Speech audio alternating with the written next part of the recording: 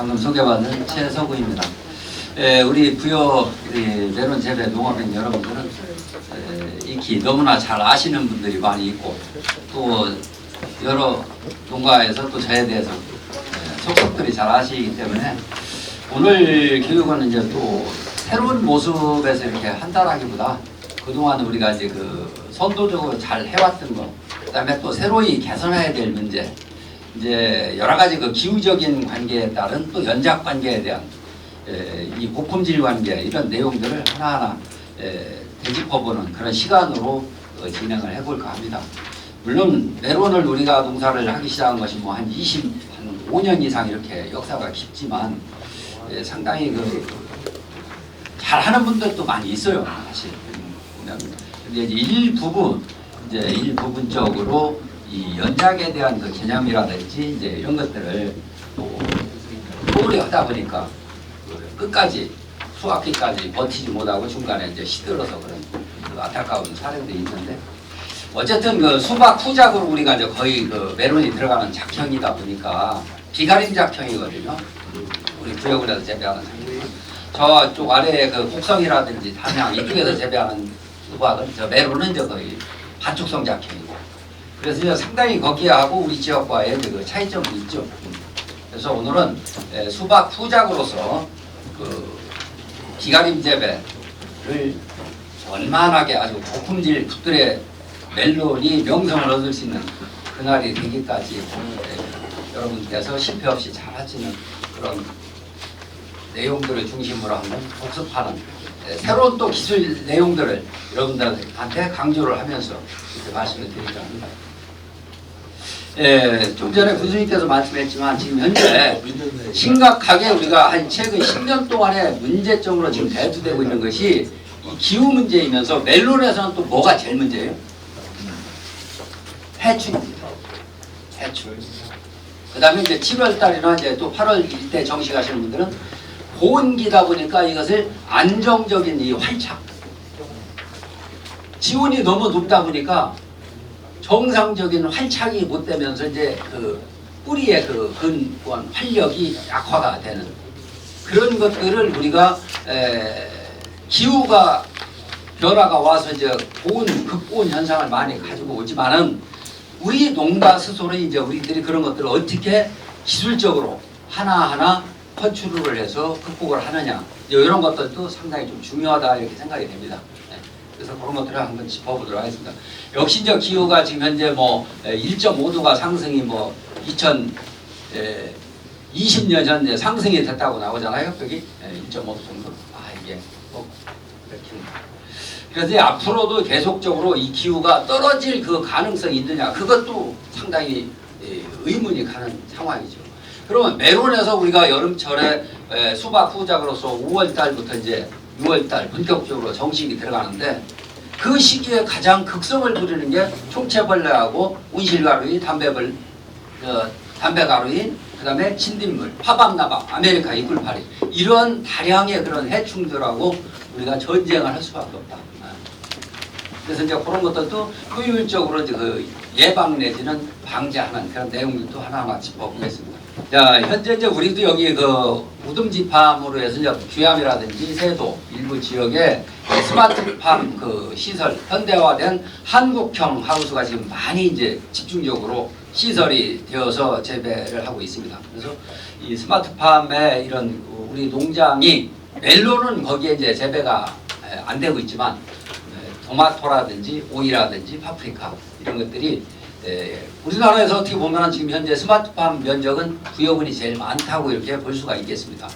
그래서 이 스마트팜 외에 우리의 농업도 지금 인류가 우리가 농업을 하기 시작한 것이 한 10,000년 정도 됩니다. 10,000년. 10,000년 그 전에는 이제 수렵 생활을 했겠죠. 그래서 우리 인류가 농업을 농경 문화가 시작된 것이 한 10,000년 정도로 역사학자들이 이렇게 보거든요. 그동안에 우리 한국의 농업 기술도 40년, 50년 불과 반세기 만에 어마어마한 그 농업 기술이 발전이 되어 왔습니다. 우리나라에. 그래서 저는 자부심을 가지고 싶어요. 우리 부여군의 농업인 평균들의 평균 그 농업을 하는 이 시설하우스의 기술은 그래도 상위권이라고 저는 자부하고 싶습니다. 여기 오늘 여러분들께서도 상당히 기술력이 우수한 분들도 많이 계시지만 그러나 일부 이제 처음 시도한다든지 기농원에서 이제 경륜이 짧으신 분들 아니면 이제 또 다기작으로 연중 3기작을 지속적으로 하다 보니까 메론 재배를 순간적으로 이제 그 실패를 하는 사례들이 있거든요. 그런 것들을 우리가 이제 어떻게 해결해야 될 건지. 그래서 우리나라도 현재 이 스마트팜이라든지 이것이 지금 현재 3,200억 정도를 그 공장형 스마트팜 하우스나 이런 것들이 지금 외국에 수출이 되고 있어요. 그래서 한국이 어떻게 보면은 이 스마트팜 수출의 기술력이 사우디, 카타르, 쿠웨이트 이런 아랍에미리트 이런 데 나가는 것을 보면 자부할 만하다. 우리나라 농업 기술이 지금 해외로도 지금 이렇게 진출을 하고 있다. 그런 사례들이 신문에 나와 있습니다. 그 다음에 농업 분야에도 이제 굉장히 빠른 그런 변화가 오고 있죠. 농업 분야에도. 그래서 1년 지나 2년 지나 3년 지나고 나면 벌써 과거를 몇 년 되돌아보면 엄청난 많은 기술 변화들이 왔습니다.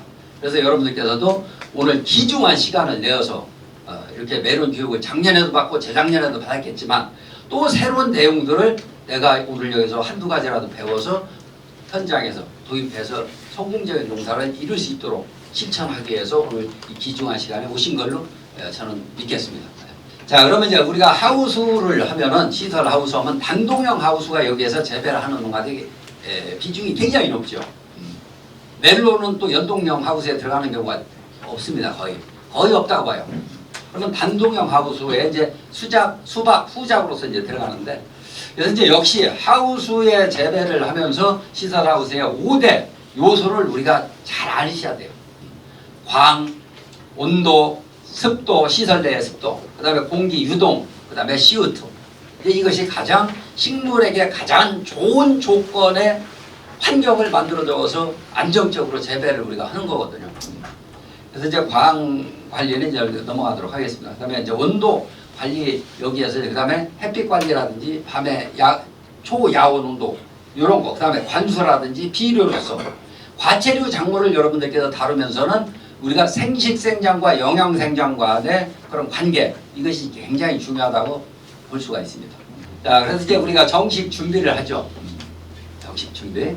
수박이 됐든 오이가 됐든 토마토가 됐든 메론이 됐든 시설 과체류에서 정식 전 준비가 굉장히 중요하다고 볼 수가 있어요.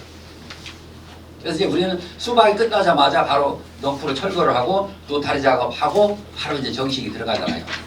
그래서 여기에서는 기본적으로 20일 전에 경운 작업. 사실 여기서 경운하는 것이 극히 드물어요. 그래요. 다 신경 노타리만 하거든요.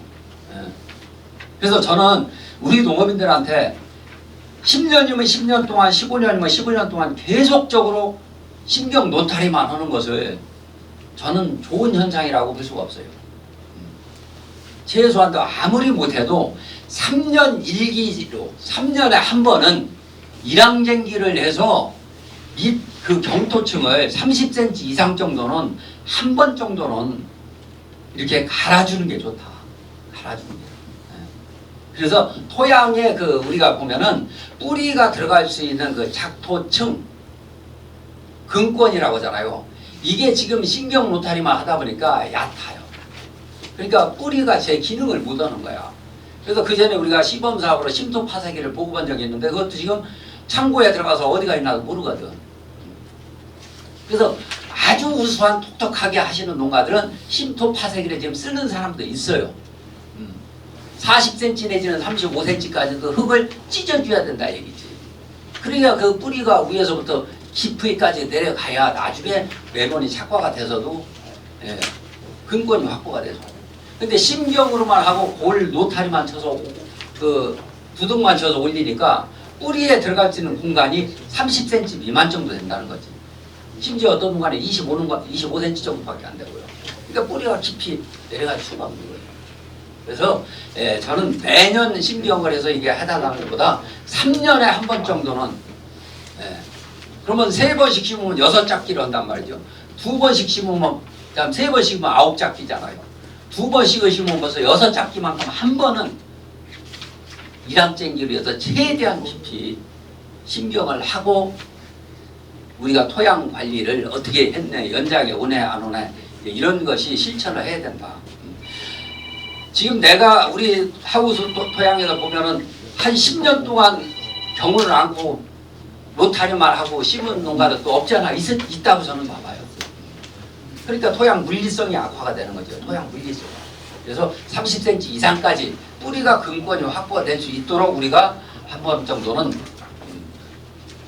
신경 로타리보다도 경운을 이렇게 하는 것이 중요하고, 이 경운 작업도 그다음에 메론은 수박이 끝나고 여기서는 저온기 때는 20일 정도, 그다음에 고온기 때는 아무리 급해도 욕석 부달이라는 말이 있어요.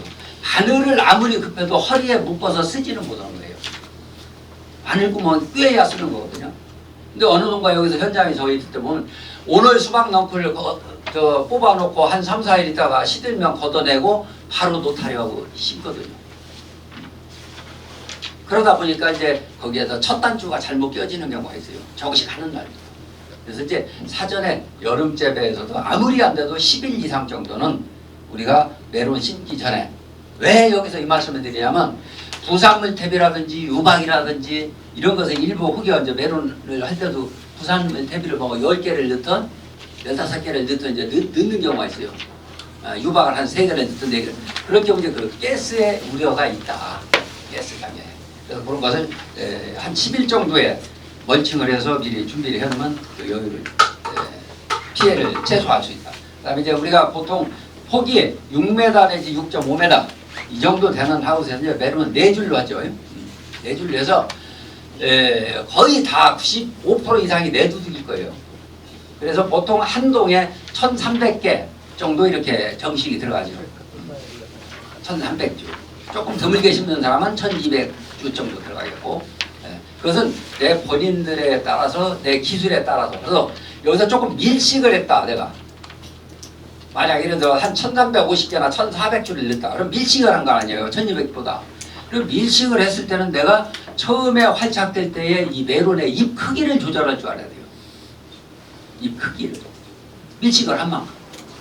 그 다음에 잎 자루를 또 더 드물게 심었을 때보다 짧게 빼는 기술. 그것이 이제 이따 물 관리에서 얘기가 나올 거예요. 자, 그 다음에 이제 또, 이제 메론 재배하러 쓰는 데서는 우리들이 보통 밑거름 퇴비를 거의 안 넣죠. 안 넣는 농가가 많아요. 실제 여기서 밑거름 넣으시는 분들 한번 메론 김세영 씨 말씀 한번 해주세요. 네. 그럼 포대 퇴비로 많이 넣죠. 포대 퇴비 안 쓰고 유박. 유박 이제 그럼 한 2개나 3개. 또 다른 분들 우리 이원재 2개나 3개씩. 3개나 이제 유박이. 그러면 유박이 과거에는 8% 9%짜리가 많았어요. 질소 함량이. 근데 지금은 거의 4% 5%짜리입니다. 회사에서 그렇게 낮게 나와요. 근데 이제 그것도 2포대든 한 동에 3포대를 넣었을 때, 왜 그러면 바로 넣고 노타리하고 멀칭하고 며칠 내에 정식을 하면 가스의 우려가 있다 얘기입니다. 가스의 우려가. 그래서 최소한도 부산물 대비도 지금 가스가 안 나온다고 발효가 다 됐다. 이것을 우리가 완벽하게 인정할 수가 없어요. 저는. 그래서 최소한도 여름 지온이 높은 상태에서는 10일 내지 12일 정도는 여유 공간을 두고 우리가 정식을 하자. 근데 대부분 농가 보면 걷어내고 멀칭 걷어내고 노타리하고 오늘 멀칭하고 내일이나 모레쯤 이렇게 심다 보니까 거기에서 우리가 육안으로 보이지 않지만 뿌리는 벌써 스트레스, 가스에 대한 그런 영향을 미세하게 받을 수밖에 없다. 이번에 여기 수박을 심었는데요. 여기 이제 모 지역인데 교하면서 11월 달에 유박을 12푸대 넣고 복합비료 하나 반 넣고 11월 달에 넣고 노타리를 했어요. 수산그라스 재배를 했던 데인데 이제 여름에. 그러면 수산그라스 먼저 해놨어. 근데 이제 뽀얀하게 말랐어. 거기에서 이제 이 유박을 12개 넣죠. 수박은 복합비료 하나 반이나 넣었죠. 그렇게 하고 노타리를 해놨는데 그대로 놔둔 거야. 수분이 그러니까 한 20% 미만 정도 됐겠죠. 뽀얀하게. 그렇게 해서 1월 2일 날 수박을 심었어요. 1월 2일 날. 근데 이제 그 전에 옆에 사람이 우리 친구가 물을 대라 하니까 12월 말쯤에 물을 댄 거야. 저 멀칭을 해놓고 두둑에. 그렇게 이제 1월 2일 날 수박을 심었는데 사진이 저한테 이제 보내왔어요. 카톡으로 4일날 부분적으로 시드는 거야 다. 그래서 6일날 제가 현장에 갔어요. 6일날 현장에 가서 5일날 미리 그놈을 떼워라 보식을 해라 죽은 부분에 내가 이제 사진으로 보고 그런데 6일날 갔는데 또 죽었어요. 하루 만에. 그렇게 해서 이제 센터에 와서 그러면 암모니아 가스나 이런 측정 기계 가지고 가스가 원래 되니까 웬걸 높게는 최고 3ppm까지 나왔대요. 0이 돼야 되는데. 그러니까 3번을 땜빵을 해도 그 가스가 나서 죽는 거예요.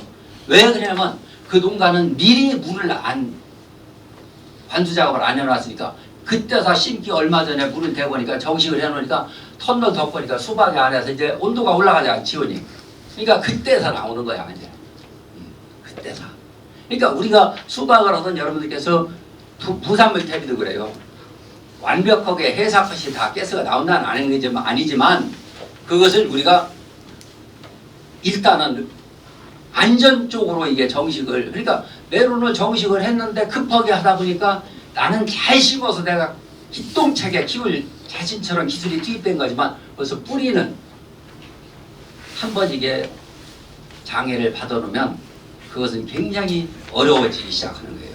특히 여름수 메론 육면은 굉장히 경화 작업이 될 때 있어요. 순화 작업이 연약하다 이 얘기죠. 이 온도가 높으니까 영양생장 의지로만 지금 도장이 되잖아요. 굉장히 연약한 상태의 모종이 심어지니까 더 장애가 심하게 올 수밖에. 그래서 나중에 메론 묶고 매달아 놓고 2차에 터지고 이제 한참 비대가 돼서 한 1.5kg나 이 정도 해서 그때부터 시들기 시작하면 벌써 이것은 때는 늦은 거지. 그래서 이제 이런 모든 준비 과정이 원리 원칙대로 100% 우리가 농사를 하면서 지킬 수는 없지만 기본적인 것은 지키자. 기본적인 것은. 그래서 여기서 제가 강조 말씀을 드린 거예요. 자, 그다음에 이제 밑거름을 들어가는 양도 우리가 한 번 정도는 이시 농도를 와서 센터에서 측정을 해야 돼요. 그렇게 해서 이시 농도가 내가 3.5다. 예를 들어서 메론 심으면 그러면 이제 이것은 무슨 대책을 세워야 되죠. 그런데 거기다도 그냥 무턱대고 메론을 3개를 넣는다? 아니면 전에 보니까 부산물 대비를 한 10개 내지 15개 정도 넣더라고요. 그렇게 해서 이제 정식을 하면 이시 농도가 높아지면서 어린 그 메론의 요즘에 활착이 착근이 이제 안 되는 거죠. 그다음에 이제 토양 화학적 분석 이제 이런 것들은 참고를 하시기 바랍니다. 그래서 이제 우선 여기서 토양 분석을 할 때 보면 정밀 분석이 안 돼요. 토양 검증을 해서 이제 우선 우리가 대체적으로 보는 것은 이시 농도를 많이 보죠. pH하고 그다음에 칼슘하고 마그네슘하고 이렇게 되니 우선 이시 수치만 나와도 내가 어떻게 여기에 이 토양에 대응을 해야 되겠다 하는 것을 계획을 세워야겠죠. 자, 이제 이 땅심 유박들이 이제 있네요. 여기 유박이 이제 여기도 보니까 호남 유박 이렇게 해서 이제 어느 특정 회사 것은 나왔습니다만 질소가 4, 인산이 2, 가리가 1%, 유기물이 70% 이렇게 되어 있고 그다음에 슈퍼 원액비도 우리가 원예용 복비를 주로 이제 활용하시는데 그래서 이제 여기도 기비를 밑거름으로 보통 유박을 4포 정도 넣는다고 했어요. 우리 구역은 전체적인 평균 농가들 그 전에 보니까. 근데 이제 여기서 2개를 넣어야 될 건지, 하나를 넣어야 될 건지, 아예 안 넣고 해야 될 건지. 이시가 만약 3.5나 이렇게 높았다. 그럼 유박 들어가면 안 되죠. 그래서 이제 이시 농도에 맞춰서 여러분께서 이제 밑거름 들어가는 것을 이제 기준. 그다음 포대태비는 10포 내외. 포대태비는 이렇게 해서 활용은 지금 우리 구역은 메론 재배하는 농가들이 평균적인 이 밑거름 들어가는 기준치입니다. 자, 그다음에 이제 효율적인 양분 관리 이제 우리가 비료하면은 부산물 대비를 넣던 유박을 넣던 복합비를 넣던 아니면 뭐 수용성 농협에서 그 비료를 하든 모든 식물은 이 성분으로 변화가 돼야 돼요. 유박을 넣어도 식물이 흡수할 수 있는 비료의 성분은 여기에 있는 이 아래 이온화 이거 보고 이제 양이온, 음이온이라고 하잖아요. 이 과정이 부산물 대비든 유박이든 이런 것들 들어가면 요 과정으로 변화를 시키는 게 뭐냐면 토양 미생물이죠. 그래서 토양 미생물을 우리가 그만큼 지금 중요시하는 거예요. 그 토양 미생물이 분해시키는 데는 또 어떤 게 필요하냐? 수분이 있어야 돼요. 수분이 없으면 이것이 분해 속도가 굉장히 커요. 그 다음에 또 지온이 있어야 돼요. 그래서 밑거름을 정식하기 전에 아까 수박 실패한 농가도 뭐냐면 물을 늦게 냈기 때문에 그런 거예요. 물을. 그러니까 지온이 안 올라가는 거야. 그래서 유박에서부터 그때 피해가 나가지고 3번을 정식해도 피해가 나오는 거죠. 수박 모종. 부분적으로. 수분이 많이 안 되는 이제 그 정상적으로 활착이 되고. 그래서 이제 이런 그 과정으로 미생물에 의해서 수분과 땅의 온도가 조건이 맞아야만이 식물이 흡수할 수 있는 이온 형태로 변화가 되는 거다 이렇게 아시면 됩니다. 그럼 수경재배, 스마트팜 여기에서 수경재배하는 농가들은 그건 뭐냐? 그거는 미생물이 하나도 없어도 되죠. 왜? 그거는 이미 이온화되어 있는 이렇게 마이너스 플러스 붙어있는 영어로 되는 이 비료로 만들어진 놈을 쓰기 때문에 그래요. 지금 여러분들 농협이나 시중에 사서 쓰는 비료 있잖아요. 수입 비료. 비싸죠. 한 푸대 막 10만원, 8만원 그렇죠. 그런 비료가 왜 비싸냐면 이걸로 대해서 완제품으로 나오기 때문에 수용성 비료로 완제품이 되죠.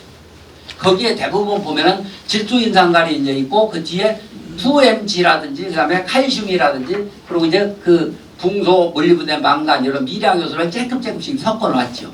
그래야 웬만하면 10만원 뭐 그렇게 되죠. 이 완제품으로 돼 있어요. 자 이제 여기가 이제 그 소두엄, 유박, 그 다음 부산물, 대비도 이제 그게 닭똥이 들어가 있는 거거든요. 돼지똥이든. 그런 것들이 발효가 될 때 가스가 나오는데 그때 암모니아 가스가 뿌리에 상처를 입혀요. 이파리에 상처를 입혀도 잎이 가랑잎처럼 고스라질 정도 되면 그거 벌써 끝장난 거고. 정상적으로 생육하는 것 같아도 미세하게 이 가스가 나오면서 뿌리에 그 장애를 입힐 수가 있다. 예. 이걸 항상 우리는 머릿속에 대요. 그러니까 이 NH4로 암모니아태로 바뀌는 과정에 가스가 나오는 거예요.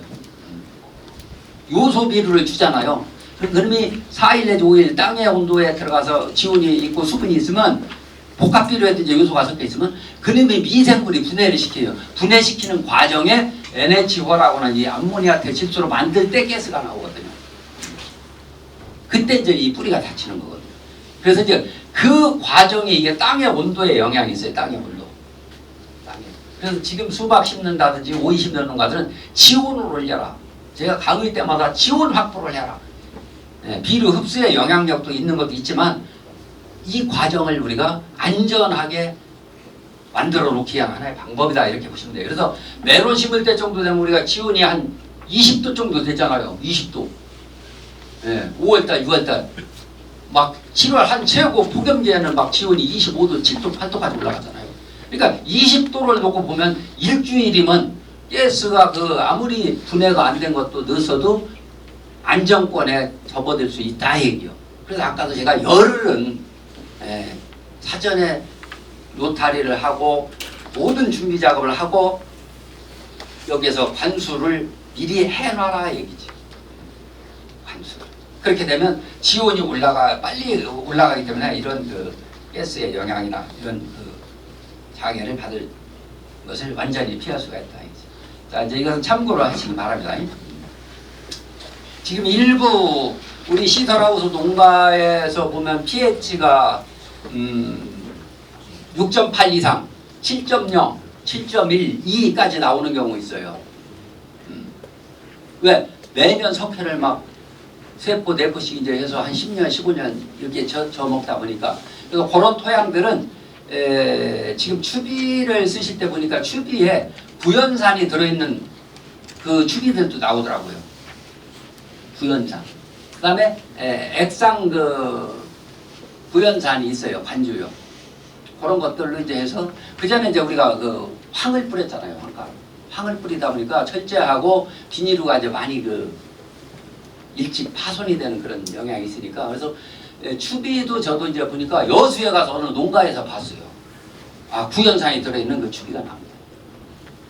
그래서 그런 것들. 그다음에 이제 그 석회를 어느 동가 보면 한 동에 200평 기준에서 4포, 5포, 6포 듣는 분이 그건 좀 양이 과량이에요. 그래서 지금은 액상 칼슘이 좋은 게 많이 나옵니다. 그다음에 아까 얘기했죠? 수입 비료, 추비용 비료에 보면 CA라 해서 칼슘이 들어있는 비료들이 많이 있어요. 그래서 석회를 수박 재배할 때 굳이 넣으셨다면은 메론 재배할 때는 꼭 안 넣어도 될 수 있을 것 같고, 그 다음에 나중에 후반기에 칼슘제 들어있는 추비용을 후기의 비료를 그러면 선택을 해서 주자해 이렇게 해주시고, 그 다음에 이제 그 pH가 높을 때는 이제 왜 문제가 되냐면 저기 흡수량이 인산이라든지 미량 요소가 흡수가 안 돼서 처음에 활착할 때 초기가 식물이 모든 식물이 활착을 할 때는 인산과 미량 요소를 굉장히 많이 요구가 됩니다. 그러니까 우리가 수박은 지금 저온기 때 심을 때 이런 때도 오이도 그렇죠. 지온이 15도 이하 되면 제일 먼저 문제가 되는 게 인산 흡수가 안 돼요. 인산 흡수가. 왜? 15도 이하가 돼요. 그래서 또 25도 이상 되면 흡수가 안 돼요. 그래서 15대 보통 우리가 토양 재배할 때 보면 한 14개 정도의 그 비료 흡수를 본다고 하거든요. 수경 재배할 때는 양약 재배는 11개 비료만 있으면 돼요. 그런데 이제 거기에서 토양 재배하면서 제일로 까닥스럽고 골치 아픈 게 인산하고 칼슘입니다. 그래서 수박 재배하시는 데도 보면 우리 관내에서 보면 후반기에 수박 같은 경우 15일이나 20일 따기 전부터 그때 보면 칼슘 결핍장에 나오는 농가들이 많이 있어요. 그래서 칼슘을 꼭 한 번 내지 2번 정도는 액상 칼슘을 관주를 해라 이렇게 얘기하고, 메론도 마찬가지예요. 그래서 이제 pH가 높을 때는 그런 그 무슨 낮출 수 있는 그런 방법을 우리가 생각을 해야 된다. 자, 그다음에 이제 그 반축성 작형 종료 후에 이렇게 이제 수작기 담수하는 농가들. 자, 그다음에 이제 이 육묘 얘기가 나옵니다. 우리 메론 재배하시는 농가들은 거의 다 육묘를 자가 집에서 키우죠. 네. 그래서 이제 여기에서 이제 그 고온기 때 그래도 4월 달이나 5월 달, 6월 초까지 키우시는 분들은 순화 작업이나 이런 것이 어느 정도 잘 될 수가 있어요. 근데 7월 달 접어들면서는 이게 굉장히 고온기가 되면서 이 묘가 연약한 묘로 이제 된단 말이죠. 연약한 묘로. 도장이 되는 거예요, 도장. 도장이라는 얘기는, 도장된다는 얘기는 이 식물체의 생체 리듬이 생식생장보다는 영양생장 쪽으로 치우쳐 있다는 얘기예요. 그래서 과채류 재배, 즉 딸기 재배하시는 분들은 그것을 최고 잘 적용을 해야 되고, 토마토도 마찬가지예요. 그래서 생식생장과 영양생장의 그 생체의 그 주기 변화, 그 초세 유지, 이게 굉장히 중요합니다.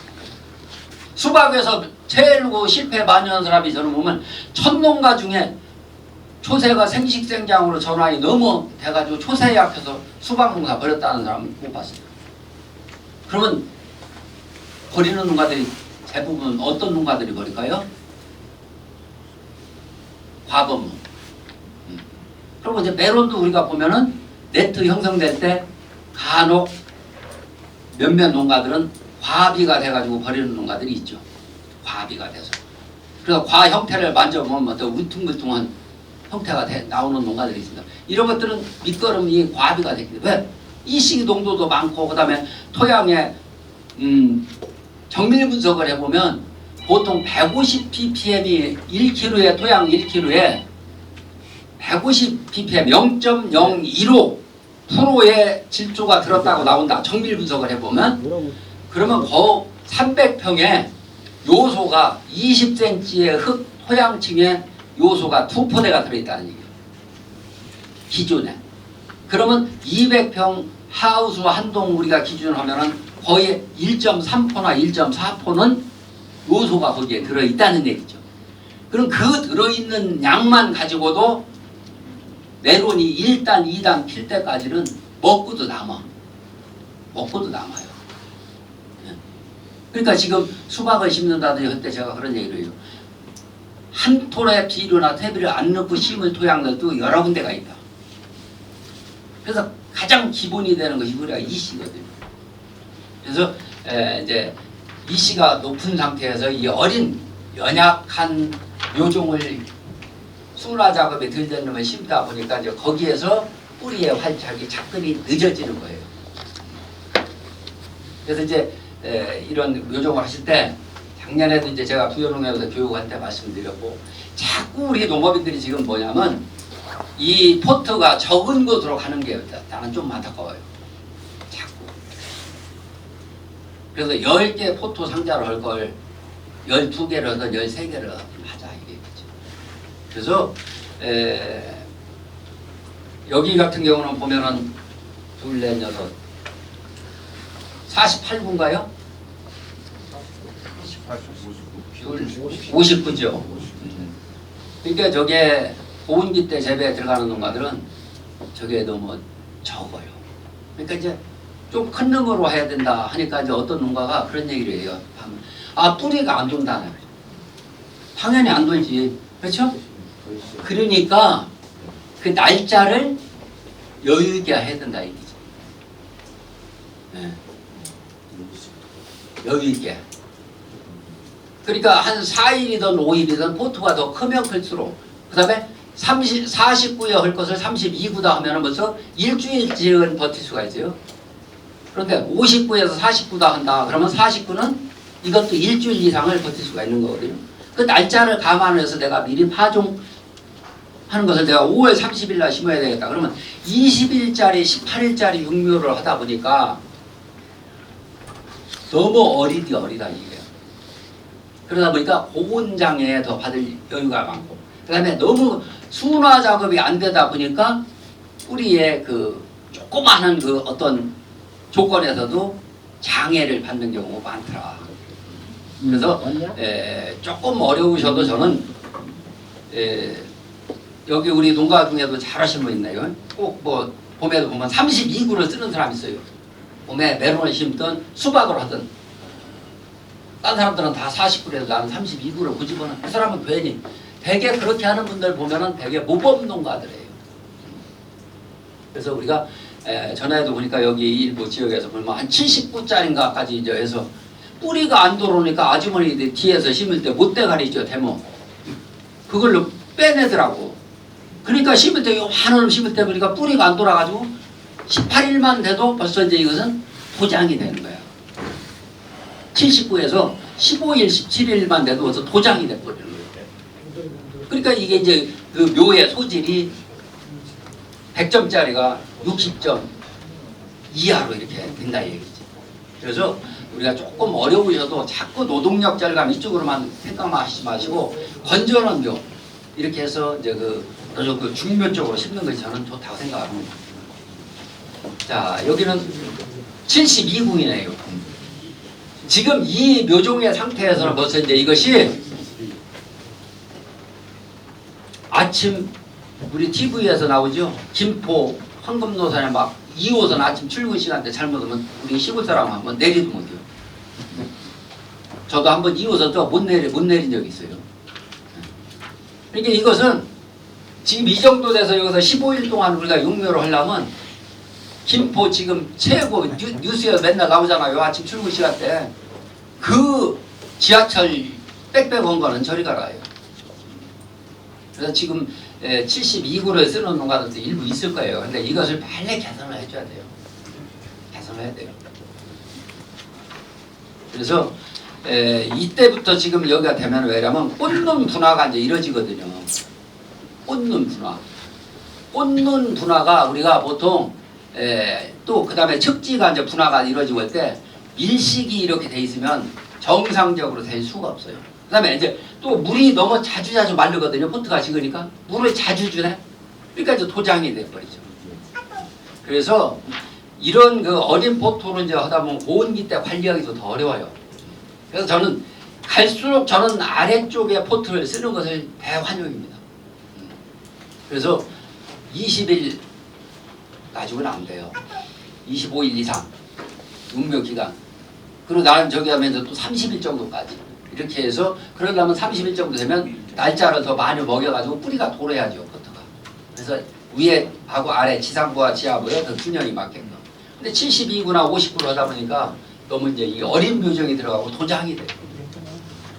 그러면 이 생체 리듬은 이제 이 영양생장 쪽으로만 치우쳐 있는 지기 시작하는 거죠. 그래서 묘의 소질이 좋은 묘의 소질이 될 수가 없다. 자, 이제 이때부터 이제 우리가 벌레 전쟁이죠. 벌레 전쟁. 이따 병충해 나오겠지만 이때부터 이제 병충해 방지에 들어가야 돼요. 이때부터. 병충해 방지를 하실 때 여러분께서 1타 3피 농약이 있어요. 1타 3피. 한 가지 가지고 세 가지 해충을 잡는 그거 저 메론 그 내가 여기 수도 없이 줬어요. 저 자루를 만드는 걸 뽑은 걸. 그래서 진딧물약을 치면 예를 들면 총체벌레하고 온실가루에 같이 듣는 게 있어요. 그런 약들이 지금 많이 있습니다. 네. 그래서 이번에 6번에 들어있는 농약을 했으면 다음에는 29번이든 3번에 들어있는 약. 그 두 가지를 사놓고 이번에 이놈 치고 이번에 이놈 치고 이렇게 해서 6일 내지 7일 간격으로 병을 진딧물을 담배 가루이를 총체벌레를 잡으려고 하는 게 아니야. 외부에서 못 들어오게. 그래서 하우스도 어떻게 보면 이웃잘만 나야 돼. 그렇죠? 네. 네. 이웃잘만 나야 돼. 나는 열심히 하는데 이웃한테 해필 옆에 하우스에는 육묘장 해놓고서 그 논뚝도 말이죠. 풀이 1m나 거의 있지. 논도 안 깎아 풀도. 거기서 다 들어가요. 그래서 이제 일주일 정도까지는 6일 정도 해도 3번만 하면 돼. 육묘장에서. 그죠? 네, 살충제. 그렇게 하면 정식 해놓고서도 바로 농약하는 거예요? 안 해요? 선생님, 오늘 메론 정식에서 다음 내일이나 모레 농약 병충해 방지 해야 안 해요? 안 하죠? 네. 교육 제대로 받으셨습니다. 활착이 되기 전에 약하면 약해가 나와야 돼요. 그거 보고 우리 시골 말하는 여기서 땅내 맞는다고 하지? 그래서 최소한도 5일 이상은 경과가 돼야 돼요. 그 이후에 이제 아무리 그러니까 정식하게 이틀 전쯤이나 3일 전쯤에 병충해 방지를 종합 방지를 한번 살균제하고 했으면 그대로 뒀다가 한 일주일 이상 지나서 그때 이제 그 1차 방제를 해서 여름 재배할 때 메론에서도 저는 1m 정도 클 때까지도 한 6일 간격, 7일 간격으로 예방적으로 할 수밖에 없어요. 그렇게 않고서는 총체벌레 담배가루에 막을 방법이 없더라. 그리고 이제 여기서 한 가지 또 팁. 하우스에만 하시 말고 저는 주변 밖에 있죠. 논둑. 그리고 제발 논둑에 풀 좀 이만큼 1m 허리까지 키우지 마시고. 아, 네, 바빠서 그러겠지. 근데 막걸리 먹을 시간들이 계실 것 같아. 네. 어느 농가 보면 진짜 거기에서 총체벌레, 진딧물, 담배가루이 다 들어오는 거야. 그래서 왜냐면 우리 유치원생들 초등학교 들어가면 선생님이 제일 먼저 뭐부터 가르쳐주지? 앞으로 나란히 신발장에 신발 잘 놓는 그건 기본이거든요. 그래서 논두렁에 그 주변에 청결도 유지를 해주고 그다음에 농약을 하우스 내부에 치고 남은 놈을 한 번 정도는 밖에 그냥 홍두야 우지 마라 돌아와요 부산에 노래해가면 하우스 한 바퀴도 돌아. 그게 예방하는데 최고 좋은 방법일 거예요. 그렇다고 거기 뭐 20리터 한 통이면 될 거예요. 그렇죠? 그래서 가끔은 그렇게도 해주는 것이 아니 그렇게 해놓고 뭐가 총체벌레가 죽네 안 죽네 해야지. 에? 그런 것들을 우리가 하나하나 내는 기본이거든요. 이렇게 해서 해주셔야 된다. 그래서 이때부터 이제 우리는 여름 메론 재배는 우리의 숙명이 어쩔 수 없어.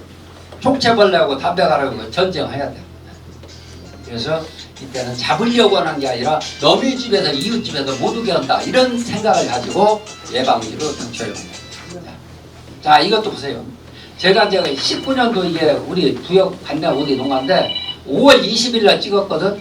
그럼 12일 된 거야. 12일. 파종하고 12일. 그럼 12일 됐는데 지금 두이파리가 나오잖아요.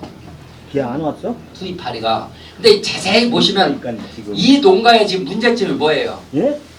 두이파리 나왔는데 이 농가의 문제점. 지금 칼라로 한번 잘 보세요. 사진. 뭐냐면 지금 총체벌레 피해 흔적이 많아요. 총체벌레. 벌써 파종하고 12일 돼서 두 이파리밖에 안 나왔는데 이 첫 이파리 여기에 보면 이런 데 보면은 총체벌레 피해가 잔뜩해요. 총체벌레 피해가 흔적이. 그러면 이런 것들은 나중에 가서 바이러스 걸릴 확률이 높아요, 낮아요? 그러니까 떡잎 벌어지면 우리 어머니 뱃속에서 태어나서 응애할 때는 왜 울겠어? 아이고 이 험난한 세상이 어떻게 살아갈고 그렇게 해서 우는지 아니면 기뻐서 우는지. 우리도 메론도 파종해놓고 땅 위에서 여름철에 5월, 6월, 7월 달에 삐져 오르면 돌이 없어요. 이건 벌써 때는 늦이지. 때는 늦이. 제가 가서 사진 찍어 현장에 농가에서 찍었는데 그리고 이제 이게 지금 벌써 도장돼가지고 빽빽해서 그러니까 이름을 빨리 심을 수밖에 없거든. 근데 지금 벌써 이것은 굉장히 도장 쪽으로 이제 치우쳐 있는 거야. 순화 작업이고 뭐 이런 작업이고 시킬 필요도 없어요. 저기도 보세요. 두 이파리 나왔는데 벌써 이제. 그러니까 이것은 12일밖에 안 됐지만 20일, 18일까지 밑에 뿌리가 이렇게 포토를 도를 정도까지 되면 엄청나게 지금 이것은 밀식이 되어 있는 상태에서 요종은 굉장히 연약한 쪽으로 지금 흘러가고 있다고. 그래서 이제 그런 것들을 우리가 강조를 한 거예요. 자, 여기는 저 58 40분이에요.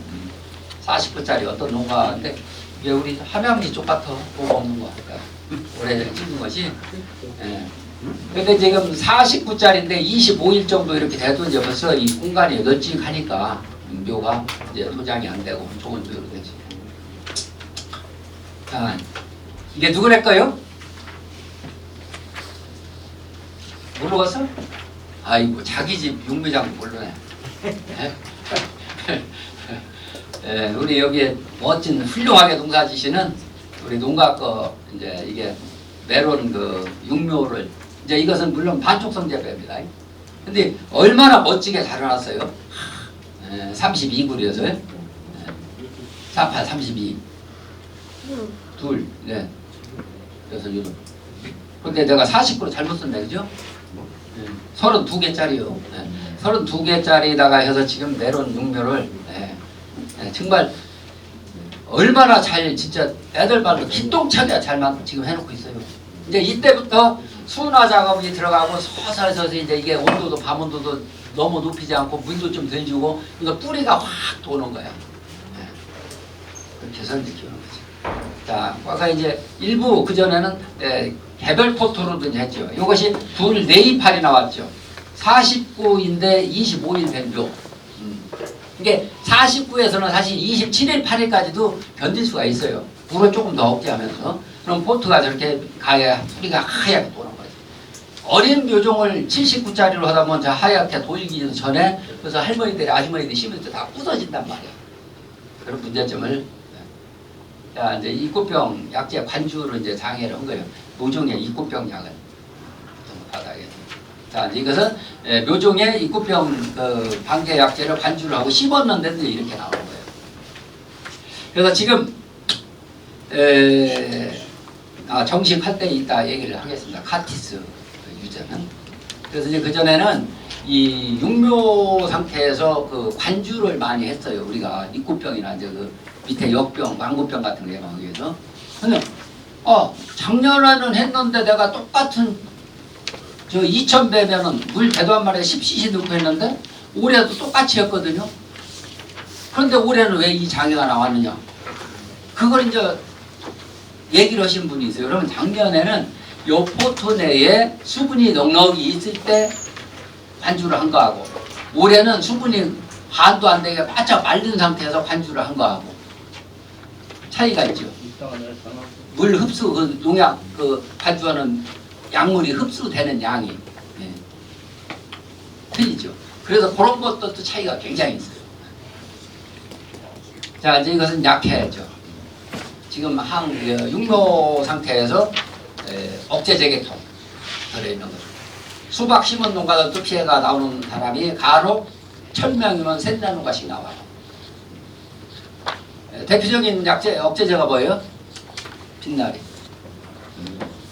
빛나리. 그래서 3일 4일 간격으로 해서 빛날이 2번만 잘못 치면 속순이 이렇게 안 나온다니까. 그래서 빛날이나 그다음에 트리오민 계통, 트리아졸계 계통 이런 걸 여러분께서 치실 때 조심하세요.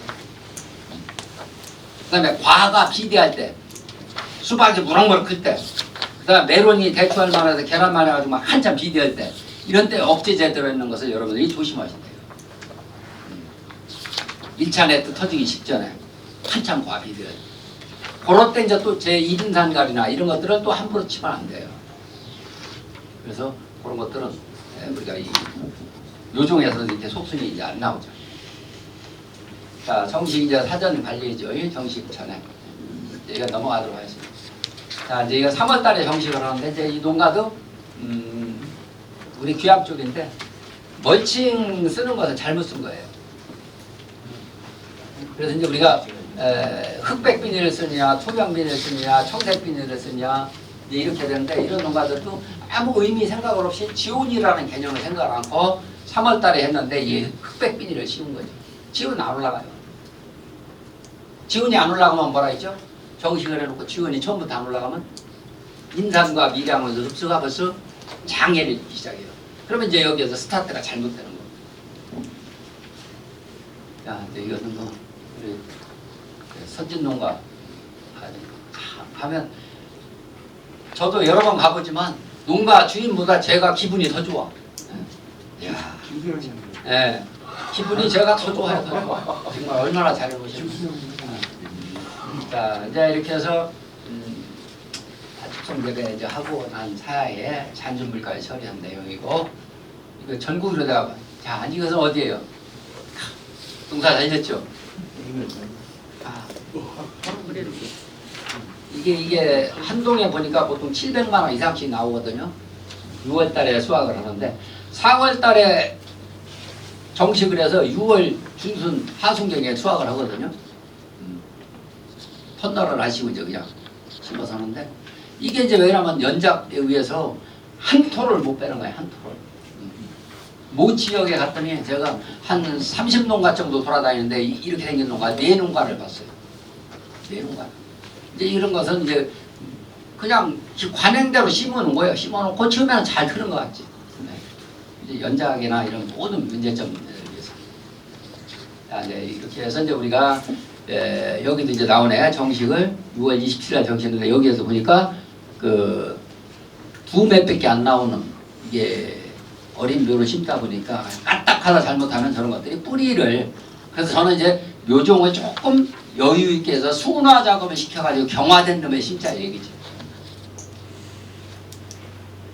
이렇게 해서 이제 우리가 33에서 36cm에서 한 동당 1200주 드물게 심으면, 많게 심으면 1400주 이렇게 심죠.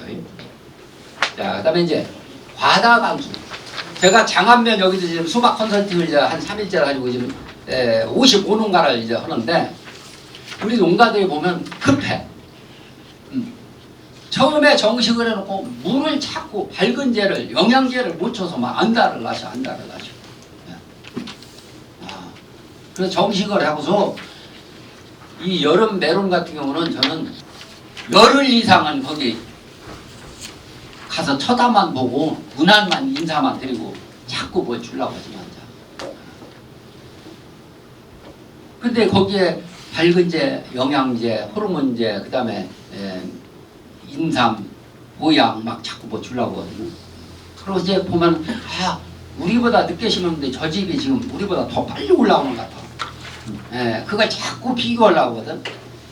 근데 그렇게 하지 마시자. 이런 농가들도 보면은 뿌리가 없어. 뿌리가요. 봐봐요. 정식해 놓고 SPL을 입었던, 이시가 높았던, 또 그 다음에 물을 자주 댔던, 이렇게 하다 보니까 뿌리가 없다. 이게 뿌리가.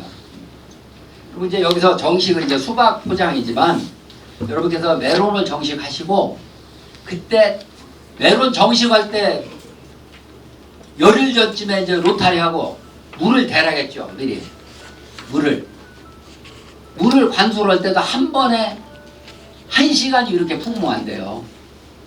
그것도 기술이야. 물도 맨 땅에 헤딩하는 것도 기술입니다. 심기 전에. 그래서 열흘 전에 노타리를 두둑져서 이제 그 분수 호스든 점적 호스 깔고, 얼칭을 흑백 비닐로 해놨잖아요. 그러면 오늘 물 대는 양이 90m 정도 가는데 농가들 대략 보니까 3분 정도 걸려요. 그렇죠? 3분 정도. 그러면 3분 정도 가서 압이 차야 돼. 꽉 차야 돼. 그 키로가 약 한 1.5kg 압력이 걸려야 돼. 이런 보통 수돗물 같은 경우는 3kg 압력이 걸려요. 3kg. 그러면 압이 차면은 점저구수로 되어 있는 것은 물방울 또박또박 저것이 시간당 한 구멍에서 0.7리터 나오는 게 있고 1리터 나오는 게 있고. 그러니까 지금은 일자형이잖아요. 분소수. 그럼 압이 차면 그것이 벌어지면서 이제 물이 분소수가 나오거든. 그러니까 한 3분 정도 가고 그 뒤에 10분 이상 되지 말자. 한 번은 한 10분. 물이 적게 나오는데 한 14분 내지 15분 정도 돼. 그렇게 되면 4줄 정도의 두둑의 분소수로 들어가면 10분 정도 되면 한 2톤 들어갈 거예요. 대략 2톤. 그렇게 줬다가 한 이틀이고 3일 있다가 힘이 싹 오는 거 퍼지잖아요. 다시 또 한번 흙을 만져봐요. 우리 농가들께서 제가 이제 여러 번 자꾸 그걸 얘기를 해주는데 한 3cm, 4cm 밑에 파봐가지고 흙을 꽉 잡아 정식을 때 포솔포솔하게 수분이 꽉 젖으면 이렇게 젖을 정도 되나. 질퍽하고 하면 너무 찌꺼기워가지고 물을 너무 많이 넣잖아. 안 돼야죠. 그래서 좀 이제 부슬부슬하니 너무 우리 측정기가 없잖아. 수분 측정기가. 그래서 꽉 접어가지고 살짝 건드려서 두세 동가리 정도 흙이 부서질 정도 되면 우리 기계로 쟀을 때 한 26%나 7% 정도 돼요. 기계로 쟀을 때. 그것이 뿌리들이 가장 정식할 때도 좋은 그런 조건이거든요. 그래서 그것이 안 되면 덜 되는 것 같다 그러면 한 이틀 정도 있다가 한 번 더 10분 이내로 봐서 물을 대주면은 한 7일이고 이렇게 있으면 이름이 싹 퍼지잖아요. 그러면 구멍을 딱 뚫고 그 자리에 심고 심는 당일날 뭐를 줘야 돼요? 포기포기 물을 대셔요. 포기포기. 이게 굉장히 중요해요. 고온기 때 포기포기 물을 안 주면 붕 뜨잖아요. 떠있는 부분. 그리고 고온 피해 받아요. 여름에 추울 때는 저온 피해 받아요. 그 당일날. 그러니까 먼저 분소수로 심고 나자마자 또 살짝 물을 하면 돼. 그래서 심고 나서 한 3일 동안은 그 포기 주변에 물이 넉넉하게 있어도 돼요. 그때부터 이제 그렇게 하면 그 뒤는 풍겨. 물을. 그러니까 그 분소수로 살짝 대고 이제 그 부부간이 내간이 뒤에서 농약 좀 짊어지고 아까처럼 이렇게 포기 물을 댈 때 리조렉스를 쓰게 돼 있어. 메로는. 근데 수박은 PLS에 안 돼 있더라고. 근데 오늘 아침에 내가 오기 전에 또 찾아보니까 균핵병하고 흰가루병의 예방에 대한 카티스는 쓰게 돼 있어. 카티스. 이게 리조렉스는 물 한 마리에 10g이든지 아니면 카디스는 5g이야. 5g. 그래서 다른 지역에서 수박 정시 오고 나면 카디스는 많이 쓰거든요. 근데 메론도 쓰게 돼 있더라고. 카디스. 그래서 그것은 균핵병하고 흰가루병을 예방할 수 있게끔 환주하게 돼 있더라고. 그래서 그 종이컵 한 컵씩만큼만 쭉 줘나가세요. 그것이 굉장히 중요해요. 그래서 흙과 흙끼리의 포트가 안착이 돼야 6월 말 7월 달 이럴 때 심었을 때는 고온 장애를 덜 받는 거예요. 한쪽이 붕 떠 있으면 그쪽은 벌써 그 뿌리가 활착이 잘 안 돼요. 그래서 그게 굉장히 중요하다. 그 다음에 이제 이것은 다른 농가지만 봐봐요. 물을 너무 한 번에 많이 주니까 여기가 푹 가라앉았어요. 푹 가라앉았어요.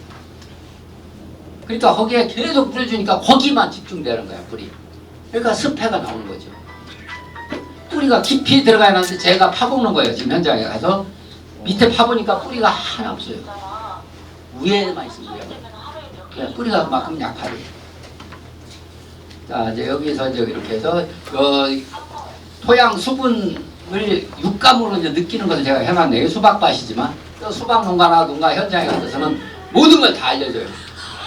정식을 해놓고 처음에 3cm, 5cm 표층부에는 보솔보솔하게 물이 말라있어서 밑을 막아. 밑에 수분이 있으면은 절대 거기서 자꾸 초기에 물을 많이 대려고 하지 말아라. 그래서 메론 같은 경우는 한 2단 정도 낄 때까지, 이 정도 클 때까지는 위에 부분은 수분이 조금 적은 듯 해도 돼요. 이때 수분을 많이 주면은 여기에 이제 입이 커지고 입 자루가 자꾸 길어지고 마디가 늘어나는 거거든요. 그래서 수박도 마찬가지고 오이나 토마토 그 나무의 뿌리를 얼만큼 많이 만들어서 굵고 확보를 하느냐는 한 60cm 정도 클 때까지 정식 해놓고 그 기간까지 내가 수분 관리예요. 수분 관리. 그래서 뿌리가 벌써 활착이 돼서 정식을 하고 5일, 7일 정도 지나고 나면 1cm, 2cm 정도 빡 삐져 나올 거예요. 그러면 위에 부분부터는 수분 정식할 때는 물이 충분하게 있잖아요. 그럼 4일, 5일, 6일 정도 되면 위에는 물이 수분이 이제 조금씩 줄어들어갈 거예요. 그럼 밑에를 봐라. 밑에 10cm 그 밑에를 흙을 파서 수분이 촉촉하게 있으면 절대 물을 대지 말아라. 근데 우리 농가들은 자꾸 대려고 자꾸. 예, 이쪽 다른 지역 어저께 수박 포장 가서도 한 지금 30농가 넘게 돌아다녔거든요. 내가 볼 때는 수분이 거의 28%, 30% 돼요. 근데 내일 정도 밝은 재를 한번 또 주려고 한다는 거예요. 그럼 우리가 주량이 적당히 소주 2병인데 거기다 또 3병을 더 먹으려고 하면 되냐고. 내가 그 아저씨하고요. 근데 지금 보니까 수분이 너무 넘치는데 어제 또 한 20분 됐다는 거지. 그러니까 뿌리가 활착이 깊이 발달이 안 되는 거예요. 그래서 이제 시들으니까 된다고. 뜨거울 때는. 그러니까 이제 그때는 약간 한 가지는 시들어도 큰 무리는 없습니다. 그래서 뿌리가 깊이 들어갈 수 있게 그럼 우리가 유도를 해둬라. 이게 수분 70% 정도는 이게 뭐냐면 기계가 없으니까 비가 와서 물이 펄렁펄렁 되면 100으로 보는 거예요. 100으로. 그러면 기계로 이 정도 쟀을 때는 수분이 약 한 25%나 6% 정도 나와요. 기계로 쟀을 때. 그러니까 이제 우리는 100분율로 따서 이 정도 되면 흙을 꽉 쥐어가지고 쥐어서 이렇게 뭉쳐질 정도. 그래서 살짝 건드리면 2-3개 정도 나온다 하면 70 내지 한 75% 정도 되겠다. 이렇게. 포화 상태 기준으로. 그렇게 감을 해보시면 돼요. 자, 이제 이것은 이제 뭐냐면 그 전에 살충제 입제 피해입니다. 입제. 우리가 모든 밑거름이나 비료를 주고 이제 밑거름은 석회를 주고 하는 것은 뭐냐면 그 주는 기준량은 경토층 즉 경토층이면 30cm 정도의 흙이죠. 예. 뿌리가 잘 많이 분포되어 있는. 그러면 300평이라고 하는 땅에 30cm의 흙을 거두면은 약 50누베 정도 나와요. 그 흙하고 섞어라 얘기야. 그러니까 우리가 석회를 동당 3포대를 넣으면 30cm의 흙하고 섞으라는 거예요. 그러니까 로타리가 위에만 살살살살살 했으면은 벌써 10cm에 섞여지면은 그것이 석회 과다로 들어갈 수가 있겠죠. 그 다음에 포기 심을 때 그 주변에 유박을 4개를 넣었어도 10cm에 전체 그놈만 섞이고 말았으면 2배가 공급이 된 거나 마찬가지예요. 그래서 이제 이런 농가들 뭐냐면 위에다 뿌려서 그래요. 이거 한 동에 저 선충 방제약제 하나 뿌리라고 했는데 위에다 안 뿌린 거예요. 위에다. 그래서 저렇게 이제 약이 안 나오고. 이제 전에 이제 황가루들이 이제 뿌리고 했죠. 이때부터 지금 이제 이것은 물을 수분을 자꾸 억제를 해서 뿌리가 깊이 들어갈 수 있게끔. 그렇게 해서 이제 수분이나 이것이 억제를 시켜야만이 이때는 온도 가지고는 안 되니까 우리가 이 자루가 짧아지고 이 입의 크기가 적어지게끔. 또 너무 억제하면 이제 열마디에 우리가 착과를 시키니까 과를 비대를 시키는데 영향이 있겠지만 대부분 보면 너무 커요. 그래서 이때부터는 조금 억제를 시켜가면서 해요. 뭐 수박이 끝나자마자 그냥 무경운 재배를 해서 논산에서 재배를 하고 있는 거네요. 수박 볶음밥. 이것은 그냥 좋은 현상 아닐 것 같은데 이 사람이 하우스로 24동을 재배를 하다 보니까 너무나 많다 보니까 일이 밀려가지고 이렇게 그냥 무기는이 저기 한다고 하더라고요. 자, 이것은 인모약 수경재배죠. 그리고 봤네. 자, 이제 이것도 옛날 우듬지에서 초창기 때 메론 수경재배할 때 제가 현장에 가서 알려주고 했던 그런 사항이. 이제 이 유인권 이제 지주 이제 우리가 또 이제 우리 함양리 지역이죠. 아이디어를 잘 썼더라고 그때요. 이 철선 유인권. 뭐 우리 지역에 다 알고 있으니까. 자, 이제 여기에서 이제 그 피가름역이 12일 정도 됐는데 안전한 초세 유지. 그래서 이제 잎의 크기나 각도 이런 거저 색깔 이런 것들을 보면 아하 엽색도 요 정도 되면 적당하고 잎 각이나 굵기 이런 것들을 제가 여기에서 보면 이 상태로 사진을 봐서는 조금 물을 더 억제시켜야 돼요. 세력이 조금 센 듯하거든요. 세력이 조금 센 듯하거든요. 그래서 자꾸 여기에서는 우리가 물을 그대로 더 억제를 시켜서 저 생장을 도장되는 거 조금 조절을 할 수밖에. 이런 경우 보면 조금 제가 오버가 되고 있는 그런 상황입니다. 밑가름이 조금 들렸으면 좋을 뻔했지. 자, 그다음에 이제 이 측지 제거하는 거 이런 거 벼순. 수박에서도 마찬가지예요. 측지를 내가 언제쯤 딸 거냐. 그래서 사모님 벼순을 빨리 따야 돼, 늦게 따야 돼. 늦게 따요. 이렇게 반대로 하시는 거예요. 그래서 1단, 2단 띄우고 할 때까지 저 측지를 너무 빨리 따지 마시라. 그러니까 너무 막 급혀 서둘러. 일 치우려고 그런다고 하시는데 그럼 뿌리의 발달에 그 나쁜 영향을 더 미치거든요. 그래서 곁순을 따는 것은 가능하면 천천히.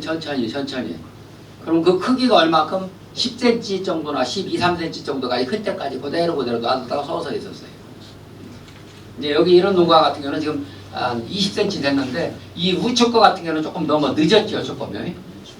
늦었고 그래서 이제 이쪽 좌측 것처럼 됐을 때 요 정도 됐는데 단계적으로 그걸 한 번에 또 왕창 다 훑어버리는 것보다도 크는 순서대로 해야 하는데 일을 하다 보면 바쁘니까 이제 하여튼 머릿속에 내가 기본은 단계적으로 2개나 3개씩 따야 되고 아래 잎을 훑어내는 것도 노화된 잎도 오이나 다른 같은 경우도 2개, 3개씩을 따는 것이 기본이다 이렇게 생각하시고 따면 돼요.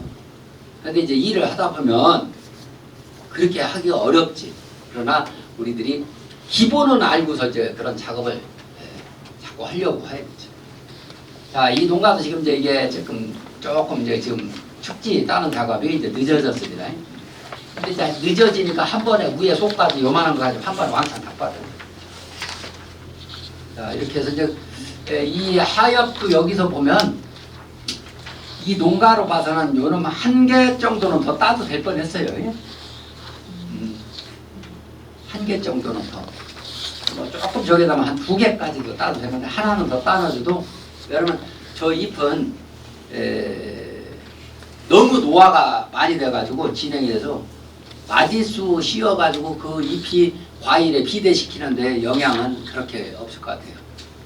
그래서 이제 우리가 상황을 봐서 1개나 2개 정도는 아래 늙은 잎 이건 6묘 때 있었던 묘니까 벌써 이제 한 70일 막 80일 이렇게 되는 노하면은 제거를 해줘도 그런데 문제 없고 그리고 그 위에서부터 이제 우리가 9개에 붙이느냐 10개에 붙이느냐 11개에 붙이느냐 이렇게 그 아들 착과지를 안테나 뺀다고 하죠. 그걸 이제 우리가 결정하는 거고 너무 잎을 초기에 수분 조절이나 비료도 질져가지고 이제 잎이 너무 적은 것 같다. 너무 적다. 전체적으로. 그럴 때는 어떻게 해야 돼요? 우리 총무님 마디스를 결과지를 하나 올려 붙이면 되지. 그렇죠? 한 3, 4일 늦지만 하나 올려 붙이고 그 다음에 세력이 너무 과하고 센 듯하다 하면 하나 내려 붙이고 그런데 세력은 세가지고 막 이 하늘 치솟아 올라가 생겼는데도 보니까 8마디 9마디에 넘들 뺀다고 거기다 안테 하나 빼서 붙이면 그건 일찍 빼고 촌새가 약한데도 8개 9개 빼버리니까 비실비실해도 너무나 약하단 말이죠. 그래서 그것은 잎의 크기라든지 이제 세력이나 이런 것들을 봐서 붙이면 돼요. 자, 이제 여기에서도 이제 우리 축지 정리를 깔끔하게 이제 그대로 잘 해놓으셨죠. 어느 농가는 저 넝쿨순 오이 농가도 봤더니 저 넝쿨순까지 따더라고. 근데 그거 굳이 딸 필요 없어요. 어디서 어떤 누가 저기 했는지 오이 넝쿨순까지 다 따느라고 그냥 수박도 그렇고 그건 딸 필요 없어요. 그 속순만 따요. 그래서 이제 이런 상황으로 봤을 때는 지금 잎의 크기라든지 줄기라든지 그 마디 사이라든지 이런 것들도 조금은 센 듯한데 이제 농가마다 틀려.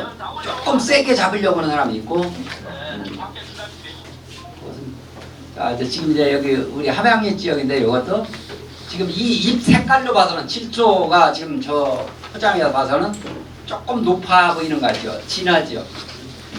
그러면 이런 농가들은 지금 현재 물을 계속적으로 좀 억제를 시키는 듯 하다 보니까 잎이 잎색이 진해 보이는 상태로 이제 보일 거예요 아마. 잎의 농도가, 질소 농도가. 잘했어요 지금 현재. 그래서 이제 일단 줄줄줄 띄우고 이제 유인을 하는 거죠. 자 이제 여기에서 이제 이런 상태에서 지금 이제 안테나를 뺐나요? 여기에서 지금 측지를 빼내나요? 측지를. 그래서 이제 이 시기에 안테나 빼낼 때, 측지 뺄 때 세력이 약한 듯 할 것 같다 하면 어떻게 해? 그럼 안테나가 빠지면서 속에 되는 과일도 있잖아요. 너무 빈약한 거하고 저기 하다 보면 그때 한번 추비를 주면 돼요. 추비를. 너무 안테나가 이 측지가 결과모지가 약하게 빠져도 이때 이제 판단하시는 거예요. 그때 이제 그래서 그 전에도 이제 물론 물을 이제 한 번이나 두 번 정도는 됐겠지 그 전에. 그렇게 되면 이 안테나 지금 여기서 뻗어 나오잖아요. 지금 여기서 그러면 이 속에하고 이 1번지하고 2번지가 너무 붙어가지고 약한 듯 한 것 같다 그러면 이때 봐서 이제 우리가 초기용, 중기용, 후기용이 있어요. 추비가. 그러면 뭘로? 초기용 같은 경우로 311 있잖아요. 그걸로 내가 500g을 준다든지 600g 정도로 해서 살짝 한번 주고 그렇게 해서 이제 암꽃이 이제 개화되는 상태에 봐서 그때도 이제 또 약한 듯 하다 보면 그때 또 판단을 해서 추비를 한번 더 주시든지 이렇게 하면 될 거예요. 자, 이제 문해트네니까 한번 나가겠습니다. 자, 지금 여기도 이제 착바지가 이제 이런 경우도 보면은 그냥 약하지는 않아요. 그냥 약하게 나오지는 않는 것 같다. 그래서 저 정도 되면은 지금 아주 적정 수준으로 이제 나가고 있는 것 같으니까. 그래서 잎 크기라든지 잎 자루 같은 거 이런 거 잘 분석을 해서 하시죠. 자, 이제 이게 1차 네트 발현 전. 이때쯤부터는 이제 이게 어떻게 돼요? 거름 줬다가는 큰일 나죠. 지금 이제 이것이 야구공만 하고 할 때부터 이제 거름을 줬다가는 큰일 납니다. 그러니까 아까 안테나 1차 퍼질 때쯤 하고 그 다음에 수정시키면서 바로 그 뒤에 대추할 정도만 하는 상황에서 그때 비대가 되는 것이 조금 약한 듯 한 것 같다 하면 그때 우리가 봐서 내가 312를 줄 건지 불들두를 줄 건지 500g을 줄 건지 1kg를 줄 건지 동당 이렇게 해서 이제 판단을 하시면 될 거예요. 대략 1kg 미만입니다. 이렇게 해서 1차 네트가 터질 때는 수분이나 이제 비료분이 이제 적어져야죠. 자, 이제 이것은 뭐냐면 너무 차광막을 계속 씌워놔가지고 낙하된 거예요.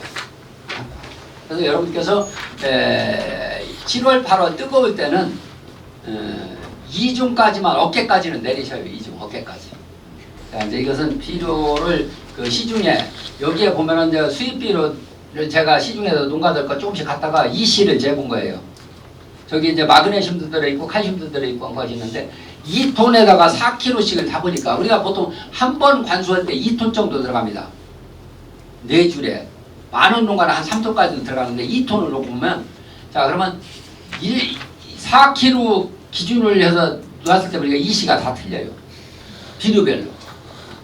그래서 아하 시중에 파는 비료는 나 똑같은 1kg면 1kg, 2kg면 2kg 했을 때 이시가 똑같이 나오는 줄 알았거든요. 비료별로 틀려요. 그래서 이제 여러분께서도 비료별로 이게 이시를 한번 측정해 볼 필요가 있더라.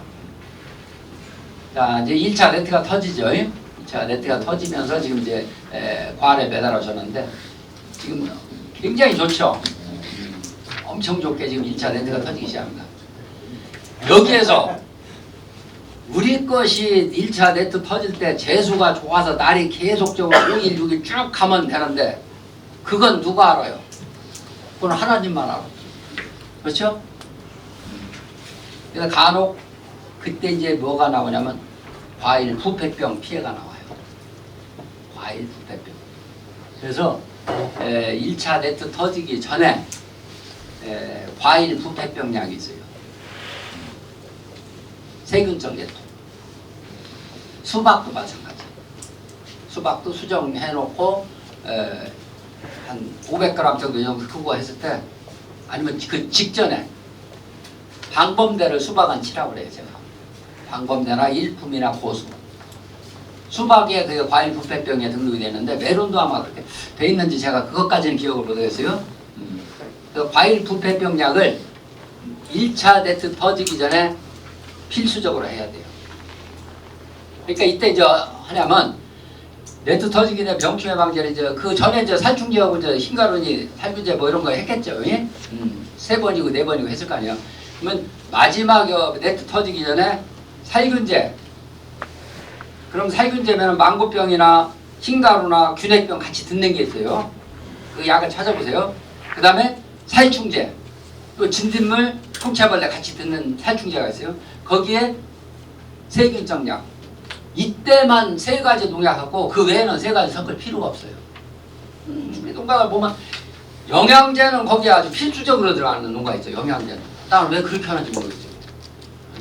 그때 필요할 때는 들어갈 수가 있지. 마그네슘 후반기에 필요할 때는 넣는다든지 칼슘제를 넣는다든지 붕사를 또 넣는다든지 할 수는 있는데 그렇게 하지 말고 하여튼 1차 네트 터지기 직전에 마지막 이제 병충해 방제를 예방할 때 과일 부패병약 세균성이거든요. 세균성. 이거하고 3가지 혼용을 해서 방제 작업을 해주셔야 돼요. 그렇지 않고서 네트 터질 때 날씨가 계속 흐리고 비 왔다. 세균성 부패병 감염이 돼가지고 엄청 피해가 나올 수가 있거든요. 과거에 저성리 저쪽에서 한 30%가 이렇게 나온 농가가 있어요. 계속 3일 동안 그랬다는 거죠. 네트 터지는 기간 동안. 그래서 상처를 통해서 세균을 많이 감염이 되니까 그걸 조심하셔야 돼요. 자, 이게 함양리 있고요. 아, 진짜. 참. 이는 보면은 여기 앞에 누워서 있으면은 3년은 안 먹어도 좋겠어. 저는 기분도 좋아. 그래서 농사 잘 졌길래 그래서 이제 우리 지역에 이렇게 농사를 하면 이건 뭐 나중까지 봐도 여기가 이제 네트 이제 이때 이렇게 1차 네트가 되잖아요. 이때 물하고 비료 많았다가는 큰일 나죠. 이때.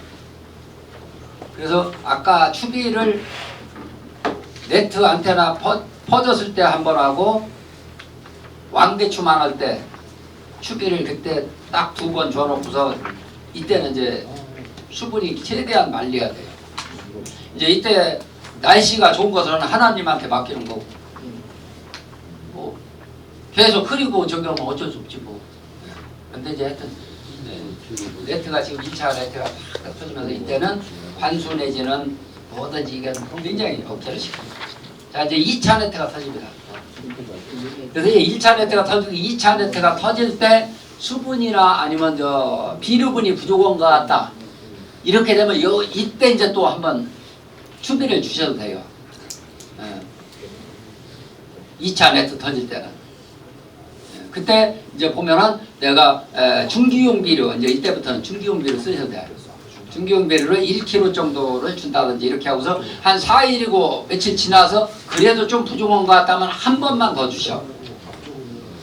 그리고 이제 그 뒤에 비료가 이제 과비가 되면 어떻게 돼요? 이 메론은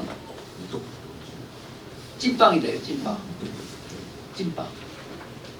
2차 비료를 너무 늦게까지 후기까지 센 놈으로 들어가다 보면 찐빵이 된다고.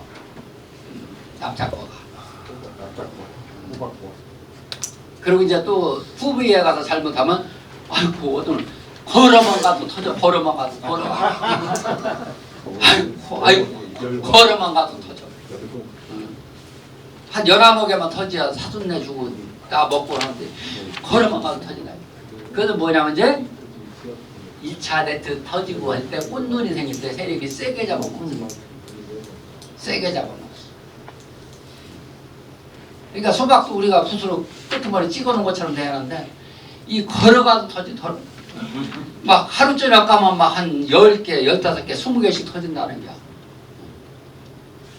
그것은 이제 왜냐면 네트 터지기 직전에 너무 세력이 세가지고 꽃자리가 크고 그 다음에 이제 2차 네트 터지고 나서도 걸음 조절을 실패한 거예요.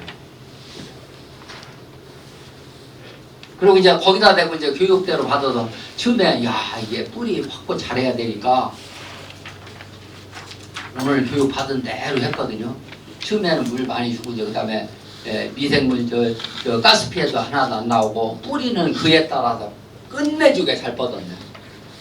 뿌리가 막 굵고 진짜 양이 다른 때 100이로 저 80이라고 하면 올해는 100이 넘치게 뿌리가 잘 확보가 됐어. 그러니까 비료나 물 깔짝만 줘도 이것이 주는 대로 다 받아먹는 거예요. 주는 대로. 그러니까 뿌리 활착이나 뿌리 착근이나 발생량이나 이런 것이 좋을 때는 후기에 그런 주는 양을 작년 기준에서 그대로 주면 주는 대로 다 받아먹으니까 이제 그것도 이제 그런 걸 잘 감안하셔야지. 그래서 이때까지 해서 끝나고 나서 추비를 웬만한 농가는 메론에서 웃거름 한 2번 정도 주고 말아요. 2번이나 조금 더 적인다면 3번까지 이렇게 하시고 이제 후기에 가서 이제 비료를 이제 6-10-뭐 36 완전 후기용 질소질이 없는 거 아니면 NK 가지고 이제 조절을 하죠. 자 이제 이런 것은 이제 그 좋은 메론에 이제 왜냐면 이파리에 스쳐가지고 이제 이것이 웬만하면 좋을 때는 하나 8,000원짜리인데 이렇게 생기면 좀 이제 화장 이쁘게 해놓고 거기다가 뭐 하나 잘못 바른 것 같죠. 그래서 이런 것들은 조금 신경 써서 그 옆에 상처가 안 나게 하는 것도 중요합니다. 자, 2차 네트가 이제 완전히 발현이 됐죠. 이후에부터는 그리고 농가들 가보니까 착과를 시켜놓고 한 35일 정도 됐는데 내가 봐서는 충분히 큰 것 같은데 앞으로 그 다음에 열흘이나 보름 정도 크면 더 크는데 안 크는 것 같다고 자꾸 주려고 하거든요. 작년에 초촌에 컨설팅을 하는 농가들이 가봤는데 아니 앞으로 보름 남았으면 이거 몸집 더 붑니다. 앞으로 10% 이상 더 큰다. 근데 아닌 것 같아요. 자꾸 더 주고 싶어요. 그러니까 이제 이게 골지는 거야. 골진다고 메론이. 그 다음에 이제 그 납작화가 되고 터지고. 그래서 이 이후부터는 앞으로 이제 한 20일 정도 이게 더 크면 자연적으로 후기에 이렇게 비대가 되거든요. 자연스럽게. 그러니까 이제 이게 수분 관계를 조절을 할 줄 알아야 되죠. 그러니까 4월, 하순, 5월, 6월 이때 7월달 이런 때는 하우스 내부에 너무나 지금 건조해요. 건조하거든요. 그래서 이제 이렇게 습도 조절을 하기 위해서 분조호스를 까는 경우가 또 있습니다.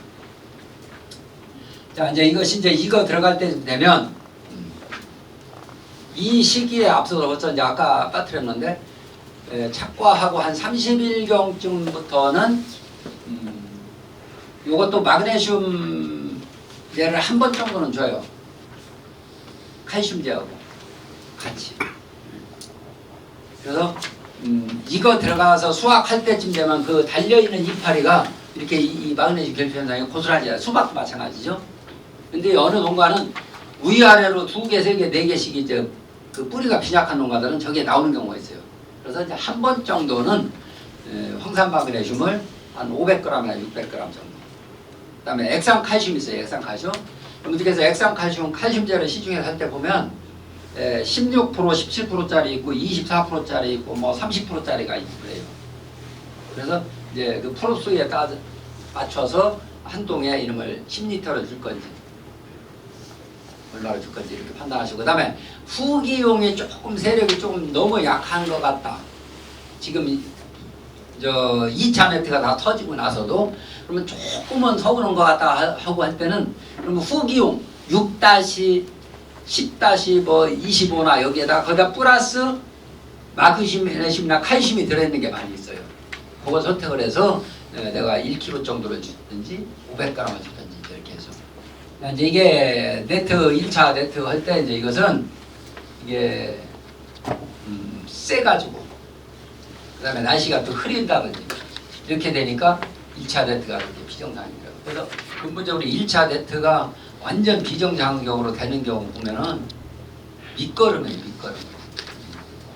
밑거름 바닥에 들어가서 그런 경우가 많아요. 그 다음에 이제 저것은 네트가 이제 돼서 완전히 다 컸는데 후반기에 물 조절을 또 잘못했어요. 암꽃자리가 크니까 이제 또 저기에 터지는 경우죠. 그래서 많이 터지는 사람은 하루에 막 한 15개, 20개도 막 터진다고 해요. 이 한 하우스에서 보니까 이것이 뭐 한 막 10%도 더 그래요. 이게 왜 그러냐면 네트 터질 때 이게 비료 조절을 잘못해요. 그 다음에 이 아래 잎들도 봐봐요. 그래서 하엽도 엄청나게 노화가 오면서 과비에 의해서 이렇게 벼락을 보내는 거죠. 이게 이제 왜 그러면 수박을 끝나고 이제 심었다고 하는 거거든요. 지금 그때 당시에 제가 이제 그 즙액 갖다가 여기 우리 저 길센터에 그 측정기가 있어서 했었거든요. 0.43%가 나와요. 기준보다 2배가 더 넘습니다. 기준보다. 질소의 함량이 여기에. 그러니까 밑거름에 지금 유박이나 대비 같은 것이 얼마나 들어갔는지 정식이 6월 25일 날 했네요. 했는데 이것은 뭐 완전 실패. 밑거름이 지금으로 보면 많이 는 거는 아니에요. 실제 이 농가부 물어보니까 유박 한 동당 몇 개 안 넣고 저 유박안 표시하는 탭이 15개. 유박 탭이. 한 동당 유박 탭이 15%를 준 거예요. 그랬는데도 이제 뭐냐면 수박 재배하기 전에 기존의 토양에 염류, 비료가 상당히 많이 있었다 이 얘기를 증명을 해주는 거죠. 그래서 이런 정도 되면 이건 완전 실패작이에요. 이것은 옛날 조금 한참 전에 기술력 부족할 때 이제 있었던 거예요. 자, 그 다음에 착과 31경에 이때부터 지금 보니까 세력이 세니까 이 포장 것도 지금 메론으로 보면 잎이 농도가 지금 굉장히 진하잖아요. 과는 이쁘게 키워 남는데 지금 이제 저것이 자꾸 납작과로 돼가는 거예요. 그러니까 이제 이런 것들 같은 경우는 그 전에 지금 이제 또 물 관수를 해서 인산가리로 제재를 할 수도 없어요. 물도 못 된단 말이죠. 그러니까 이런 경우 같았으면은 잎색이 진하고 저런 경우 같았으면 벌써 2차에 터지기 전이나 터지고 나서부터 그때 인산가리를 계속 몇 번 주어가지고 연면시비를 해서 질소의 흡수라든지 이런 농도를 토양에서 계속적으로 흡수하는 것을 컨트롤을 시켰어야죠. 이제 이런 것들이 기술이거든요. 그래서 이런 것들은 유박이라든지 아니면 소두엄이라든지 쌀겨라든지 완효성 이런 밑거름량이 많이 들어가서 이제 이 지경이 나는 거예요. 이게 끝이야 되는데 끝일 줄을 모르는 거예요, 지금. 비료 효과가. 그래서 이것은 인산가리나 이제 이걸로 관수도 못하고 연면시비로만 저것을 질소를 흡수되는 걸 억제를 한다. 그것도 안 돼요. 자, 이제 이것은 빗물 들어와서 이제 뭐 옛날에 다른 지역에서 실패를 했던 농가인데 빗물이 한번 들어오니까 이건 뭐 끝나죠. 그래서 이제 다행히 이시는 1.9, 지온이 30도씨, 수분 측정해 보니까 뭐 67%니까 완전 지금 물이 꽉 찬 거예요. 피해가 나왔죠. 이제 여기 이제 본지에 뿌리 탈착이 안 된 거고. 그거 이제 그 다음에 살충제도 과다하게 넣고. 그래서 이게 저기 우리 부여읍 쪽에 있는 농가 건데 한 1m 20 요 정도 가슴 높이까지 컸어요. 쫙 까면서 그래요. 가해 줄은 좀 덜해요. 가운데 두 줄. 그렇게 이제 여러 사람이 와서 진단을 해보고 뭐고 해도 답이 안 나와. 그래서 제가 가서 이것을 알려줬던 생각이 나는데 약해가 나왔어요. 그리고 이제 이것이 뭐냐면은 위의 비닐과 또한 그때 초창기에 나온 좋은 비닐 있잖아요. 일산 비닐. 그걸로 일중이야. 그러니까 더 고온이 되다 보니까 약해가 더 나와요. 그래서 이제 이 하나약과나 이제 일산 필름 이런 거 있잖아요. 여러분들께서 일중에는 그거 씌우면 안 돼요. 일중에는. 근데 이제 여름 재배를 안 하면 돼요. 그거야. 여름 재배 수박만 하고 끝나면 되지만 그걸 일중으로 되어 있는 데는 메론이나 여름에 호박이나 오이 같은 것이 뭐 고온장애를 입어요. 그래서 이제 이중으로 내려서 어깨까지 이중으로 차단을 시켜야 되거든요. 그래서 이제 약해가 이렇게 나옵니다. 자, 여기도 이제 그 마찬가지예요. 여기도 일중이다 보니까 보건 피해를 받아가지고 지금 더 이 위에가 꼬스라지다시피 하고 막 그러거든요. 그래서 이제 이 좋은 지금 우리나라 그 학교에서 나오는 거 있잖아요. 그 오레가 필름 그런 거라든지 일제 필름 이런 것들은 조심을 해야 돼요. 자, 이제 이렇게 망구병이 이제 나오는데 메론에서도 망구병은 그렇게 심한 정도는 아닐 거예요. 자, 병이 식물체에서 우리가 경종적으로 막을 수 있는 걸 잘 생각해야 돼요. 병이 근본적으로 오는 환경 조건을 우리가 한 가지나 두 가지라도 인위적으로 배제를 해야 맞는 거거든요. 그럼 망구병이 온다, 진딧물이 많이 낀다, 총체벌레가 많이 대달픈다. 왜 그러겠어요? 사람의 경우는 비만이거든요. 사람의 경우. 그러면 식물체 내에 수박이든 메론이든 이 식물체 내에 질소 함량이 높으면 높을수록 병은 달고 산다. 병은 달고 살게 돼 있어요. 그래서 이제 이 체내의 질소 함량을 높지 않게 해야 되는데 그게 뭐냐면 아까 얘기했죠. 밑거름을 과다를 안 해야 되고 그 다음에 초기에 정식을 했을 때 저온기 때는 지온 확보가 돼서 인산이나 미량에서 같이 동시에 공급이 균형 잡힌 우리가 식단을 먹듯이 그렇게 돼야지 지온이 낮은 상태고 이렇게 되면 질소만 흡수하고 나머지는 흡수가 안 되면서 질소 과잉이 자연스럽게 이루어지기 때문에 그래서 이제 여름재배 같은 경우는 그런 일이 없겠지만 그래서 이제 이렇게 질소 농도가 높으면 병이라는 병, 벌레는 외부에서 벌레는 온실가루기, 진딧물, 총체벌레는 더 극성을 부리게 돼 있어요. 그래서 체내의 질소 함량 농도를 적정하게 유지될 수 있게끔 우리가 시비 조절을 하는 게 좋다.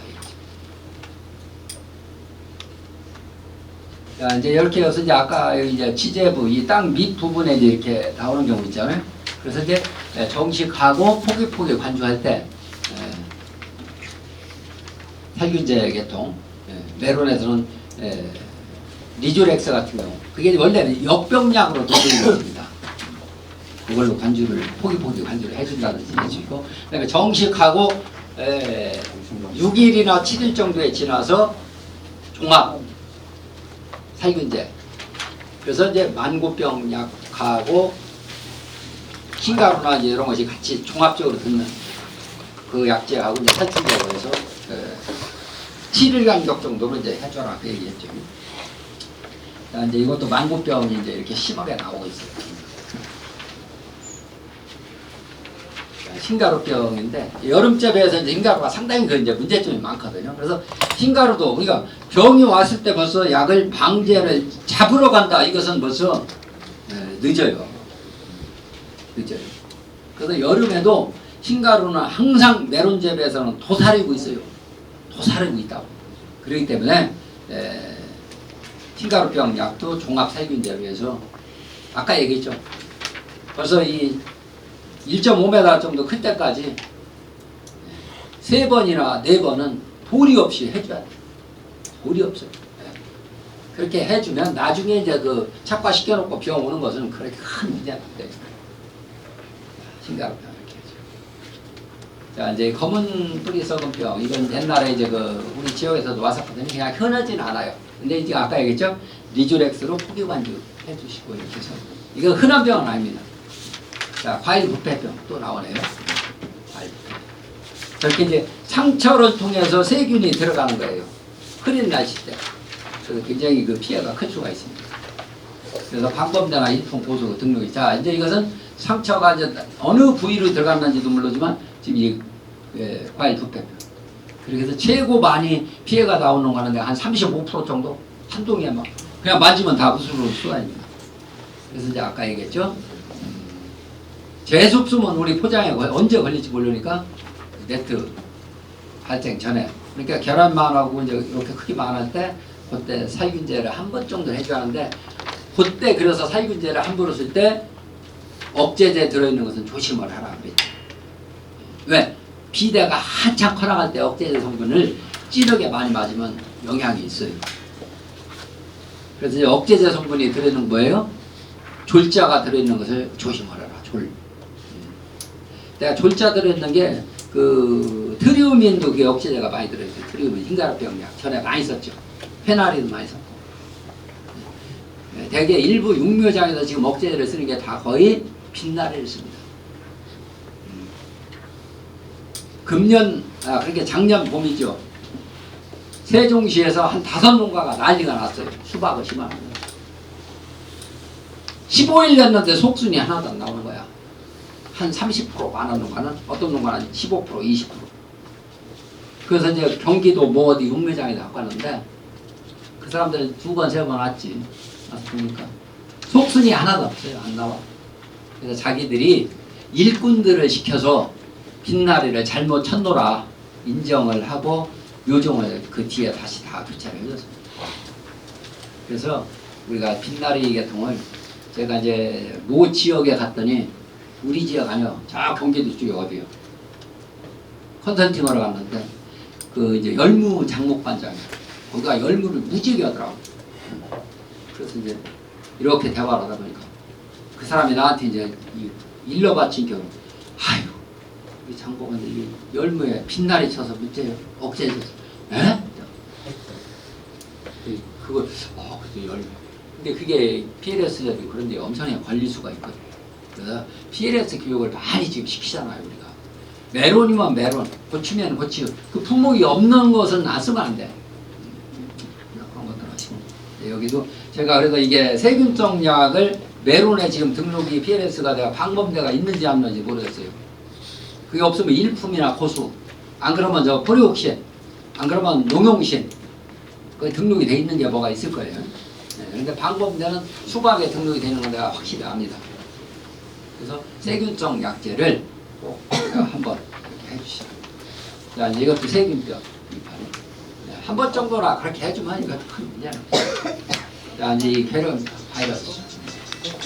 이게 이제 바이러스가 불치가 이 바이러스는 저 메론에만 왔는데 수박에 가요. 수박에 지금 수박에 몇 년 전에 저 은산자 한농가가 다 뽑았어. 한참 전에 묘장에서 걸려가지고 그래서 이게 바이러스 이것도 벌레들이 많이 옮기는 영향이 있으니까 겨자바이러스. 그래서 이 메론 겨자바이러스 이런 것도 보면 한 동에 몇 개씩은 꼭 나와요. 그렇죠? 한 동에 5, 6개씩 11개씩은 꼭 나오거든요. 그 바이러스 형태가 이제 여러 종류들이 여러 가지가 있다. 그래서 메론 배저 바이러스가 지금 2001년도에 나주에서 최초로 발생이 됐네요. 근데 이제 지금 수박에 와서 이제 문제 이게 수박에 피해가 많이 나오고 있어요. 자, 이거 봐요. 수박. 꼭 세균성 병에 같아요.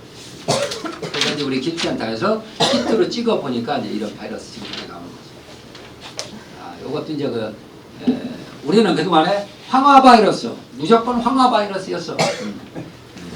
그러니까 이름도 성도 모르니까 그냥 김서방네 이런 식으로 했거든요. 그래서 이제 이것이 키트로 우리 코로나 이거 검사하는 것처럼 딱 여기 기초센터에 해보니까 CAPYV라고 하는 요 바이러스가 딱 나왔습니다. 그래서 이 사진을 저한테 보내줘서 제가 메론 교재 교육하는데 아주 좋게. 그래서 이제 메론 황화 바이러스 내지는 MMV 바이러스 아니면 요거 아니면 이렇게 세 가지가 바이러스 쪽에 이제 근데 이것은 전염력이 이렇게 심하지는 않아. 작업을 하면서 옆에를 접촉 전염을 시켜서 심하지는 않더라고. 그나마 천만다행이죠. 이제 이런 것들은 육묘장에서 종자 소독이나 이런 것들을 잘 해서 나오겠지만 우리가 작업할 때, 그다음에 초기에 해충 방제, 아까 얘기했습니다. 어릴 때 이게 바이러스 전염이 되는 일이 굉장히 많아요. 그러니까 우리 농가들이 맨마더면 저 육묘장이라고 육묘장에서 진딧물보다 바이러스 걸렸다고 많은 농가들이 하잖아요. 그런데 그게 다 100%는 안 보였고 우리 포장에서도 어릴 때 바이러스 전염되는 일이 많으니까 그런 것들을 그쪽은 타던도 못해요. 그다음에 이제 이 호박 바이러스가 이제 메론에도 이렇게 나오고 있어요. 이제 이런 것들은 참고로 하시기 바랍니다. 바이러스를 막을 수 있는 것은 제가 그랬죠. 우리 주변에 해충 방제를 할 수 있는 방법밖에 없어요. 해충 방제. 청결하게 해주는 방법. 그다음에 이제 선충이죠. 우리 모래토양 쪽에서 선충 피해가 많이 나오고 있어요. 그래서 이제 밀도가 토양 300g당 여기서 보니까 25,000마리 정도 이렇게 나오더라. 엄청난 숫자거든요. 그래서 토양 300g이면 300g, 200g에서 선충의 숫자가 몇 마리가 있느냐에 따라서 피해가 나오느냐 안 나오느냐. 그러니까 이 메론은 선충이 가장 또 좋아요. 접목을 안 하니까. 접목 재배를 못 하니까.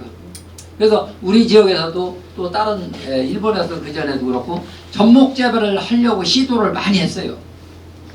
저도 그거 농가들이 접목을 해서 이제 한 걸 해봤고 그 다음에 접목해가지고 두 개를 달아서 켜봤고 안 되더라고요.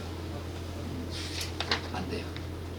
그래서 이제 풋내가 나고 그래서 이제 접목제를 못 하기 때문에 이 선충 피해가 밀도가 제일 많은데 아까 군수님께서 말씀하셨지만 제가 또 3년에 한 번 정도는 여기서 토양 관계를 선충도 잡고 푸사레용균이 대부분 많아요. 토양에서 전염성. 그 다음에 검은점 뿌리 썩은 뼈. 그 다음에 줄기 뿌리 썩은 뼈. 그건 나이족토양균이거든요. 수박 시들어 죽는 데에서 그게 많이 나와요.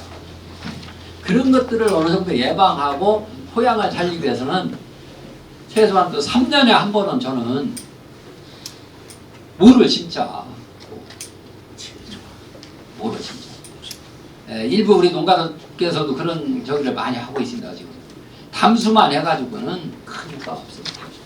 그러니까 3번 재배를 이제 여기 노안에서도 우리 친구가 12동인데 6동은 3번 재배요. 이쪽 6동은 2번만 재배합니다. 그러면 이쪽 2번 재배는 여름에 수박 끝나고 와서 6월, 7월, 8월 초까지는 한 70일 동안은 기간이 있잖아요. 그 기간에 저는 가에 이 갈개라고 하죠. 갈개 하고 물 충분하게 노타리하고 그다음 벽시를 뿌려요. 벽시. 수단그라스를 되게 뿌린다든지. 그래서 날짜 기간이 충분하면은 벼가 허리춤까지 클 수 있는 동안이면 좀 드물게 뿌리고 기간이 짧아서 한 30cm나 20cm 정도라도 해서 빨리 다음 후작을 해야 되겠다 하면은 벽시가 보이지 않을 정도로 갖다 뿌리자 이거야. 벽시만 한 3말만 뿌리면 흐연하게 보이지 않을 정도 될 거 아니에요. 200평에. 그렇게 해서 한 20cm나 30cm 정도 컸을 때 내가 가을에 호박을 심기 20일이면 20일 15일이면 15일 전에 불을 딱 끊어 띄었다가 그러면 그대로 노타를 하세요. 그래서 생 벼 이것도 들어가기 때문에 아무리 안 돼도 하우스에서 그러면 어느 정도 발효가 돼야 돼요. 발효가. 그러려면 그 노타리 하고서 그놈이 15일 이상은 돼야지. 그렇게 하라고 하니까 또 그럼 노타리 때리고서 바로 농나는 게 잘 부서지지. 갔다가 호박이든 오이든 가을에 심어놨는데 그러면 이제 어떻게 돼? 토양에서 발효가 부글부글 하면서 고온이 돼버리죠. 고온이. 이제 그러니까 그 1차 어느 정도 그놈이 발효가 될 때 온도가 올라간단 말이죠. 이제 그 기간을 감안을 해서 그렇게 3년에 한 번씩만 하면 이게 땅은 천여지 될 것 같아요. 교과서에 나오는 얘기 이거 보고 천여지라고 해요. 네? 됐다. 그리고 이제 여기는 3번 재배를 하고 다음 년도 여기에 2번 재배할 때 그렇게 하시고. 네. 그래서 일부 이제 뭐 이암기로 모를 씹어서 벼를 볶는 사람도 있어요. 그렇게 하기까지는 시간이 가을장으로 늦게 하니까 그렇게 하면 돼요. 자, 이제 이것은 그 오이 농가지만 수박 농가고 먼지 깃털가루이. 그래서 여름철에 그 고온기에 깃털가루이 피해가 나와요. 이게 응애가지로 깃털가루이. 요것은 그 세종에 있는 어떤 오이 농가 컨설팅을 했는데 오이를 4동인데 한 개를 못 땄어요. 다 바이러스 걸려가지고. 그래서 보니까 우리도 그런 분들이 있어요. 이 농가가 원인을 보니까 하우스 이제 4동을 졌으면 가에 이제 공간이 있잖아요. 거기다 뺑뺑뺑뺑 둘러 뭐를 심었냐면 들깨를 심어놨어요. 들깨. 그러니까 방풍림을 만드는 것 같아. 이 앞에 들어가는 입구도 요만큼만 되거든. 통풍이 안 되는 거야. 그러니까 아까 메론 농가들도 저도 그랬잖아요. 어떤 농가 가보면 풀이 이만큼 컸다고. 하우스 개폐해도 통풍이 안 되는 거예요. 그러니까 온도가 더 급온 형태로 계속 지속이 되다 보니까 이 먼지 가루이가 이 속이 타들어갈 정도까지 이렇게 해서 피해가 나오고, 그 다음에 그 바이러스 때문에 수확을 전혀 실패했던. 그래서 이제 우리가 하우스 주변에 잡초라든지 이런, 그 다음에 하우스를 앞으로 지을 때도 저는 그러잖아요. 1.5m, 1.8m, 2m까지 좀 띄어야 된다. 과거에 1m도 안 되니까 바짝 붙이니까 열어도 환기가 안 되는, 환기가. 그래서 지금 한 2m까지 충분히 띄워서 이걸 하얀 줄을 수밖에 없어요. 날씨에 맞춰. 자, 이제 호박 과실파리 이제 이것도 나오는데, 메론에서도 나오고 호박에서도 나오고 수박에서도 나오고 그래요. 네. 이게 이제 5월달, 6월달에 산에서 저 벌레가 내려와서 알을 까는 거예요. 이렇게 살충제를 너무나 소홀히 하다 보니까 제가 피해갈. 우리나라도 일본으로 수출을 했다가 그때 난리가 났어요. 그때 메론 여기 일부 했잖아요. 그래서 저게 나온 거예요. 그래가지고 농협에서 저한테 연락을 하는데 큰일 났다는 거예요. 다 들어간 거 빠꾸나게. 그때 이제 한참 전에요. 역사적인. 그러니까 아무 거 아는 사람이 있는 거예요. 그래서 저도 부랴부랴 지능 겨하고 여기 찾아보니까 이거예요. 그래서 이제 거기서 답변을 드린 것이, 아하, 우리가 농가들이 이게 친환경 재배로 하다 보니까 농약을 섣불리 함부로 방제를 많이 못해서 자연적으로 생성하다. 그래서 복숭아나 이런 것도 밤에 먹잖아요, 우리가. 예, 복숭아. 예? 밤에 먹잖아. 예. 그래서 이제 그런 설명을 얘기를 해줘라. 그렇게 전달을 해서 그때 그래서 그 해결이 되고 그 소비자만 걸로 뭐 하는 걸로 해결됐어요. 그래서 이제 지금도 이것도 가끔씩 나와요. 메론에서. 그 다음에 단호박 많이 나와요. 단호박. 그다음에 찐호박, 단호박 그거 알죠? 그거 잘라서 먹다 보면 거기에 나오는 경우가 있어요. 네. 그래서 왜 이러면 저것이 알을 까서 이제 저것이 알이 그 속에서 부화돼서 애벌레가 됩니다. 호박 과실파리도 우리가 벽체 방제에 맞죠. 그러니까 이제 파밤나방이죠. 이것도 시기를 놓쳐서 그런 거예요. 시기를. 이것도 이제 1년, 2년 때는 방제가 단자는데 이렇게 막 무예처럼 이렇게 1cm, 2cm 커지고 이거 잡기가 골치 아픈 거죠. 그러니까 이제 이런 것도 또 전기 방제만 해요. 아, 연작 방제제 들어가고.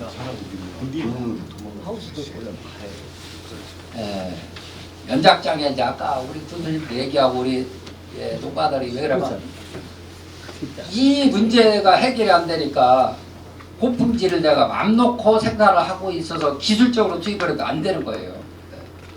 왜? 이시가 높지. 그다음에 메론 어린 놈을 심지. 근데 꿀이 처음에 확보되는데 자꾸 넘하고 경쟁해가지고 물을 자꾸 더 주지. 밝은제 주지. 영양제 주지. 꿀이는 천착했거든. 그렇게 되니까 이런 피해가 나오거든요. 그래서 이제 우리가 이 시동도 이제 수박이 끝나고 났는데 이제 제가 깜짝 놀랐어요. 비닐 걷어놓는데 보니까 우리가 이제 염류장에 하면 소금기잖아. 이것도 소금기는 있죠. 왜? 가축분을 넣으니까. 그래서 이제 위에 하얗게 이렇게. 그런데 저것이 다 연작을 일으키는 건 아니고 이 농가도 이제 토양 관리를 하고 가을에 이제 뒀다가 반드시 이제 여기다 메론을 심는다든지 오이를 심든 호박을 심는다고 할 거야 아마. 그럼 잘 될 리가 없죠. 그래서 여름철 시작해 토양 관리. 밀기울 처리하는 것도 이제 밀기울 처리하려면 지금 한 동에 한 40만 원 넘게 들어요. 좋긴 합니다. 돈이 많이 들죠. 그래서 아까 얘기했죠. 돈이 최고 안 들 수 있는 것은 벽시 뿌리는 방법. 자, 석회질소 가지고도 됐죠. 네.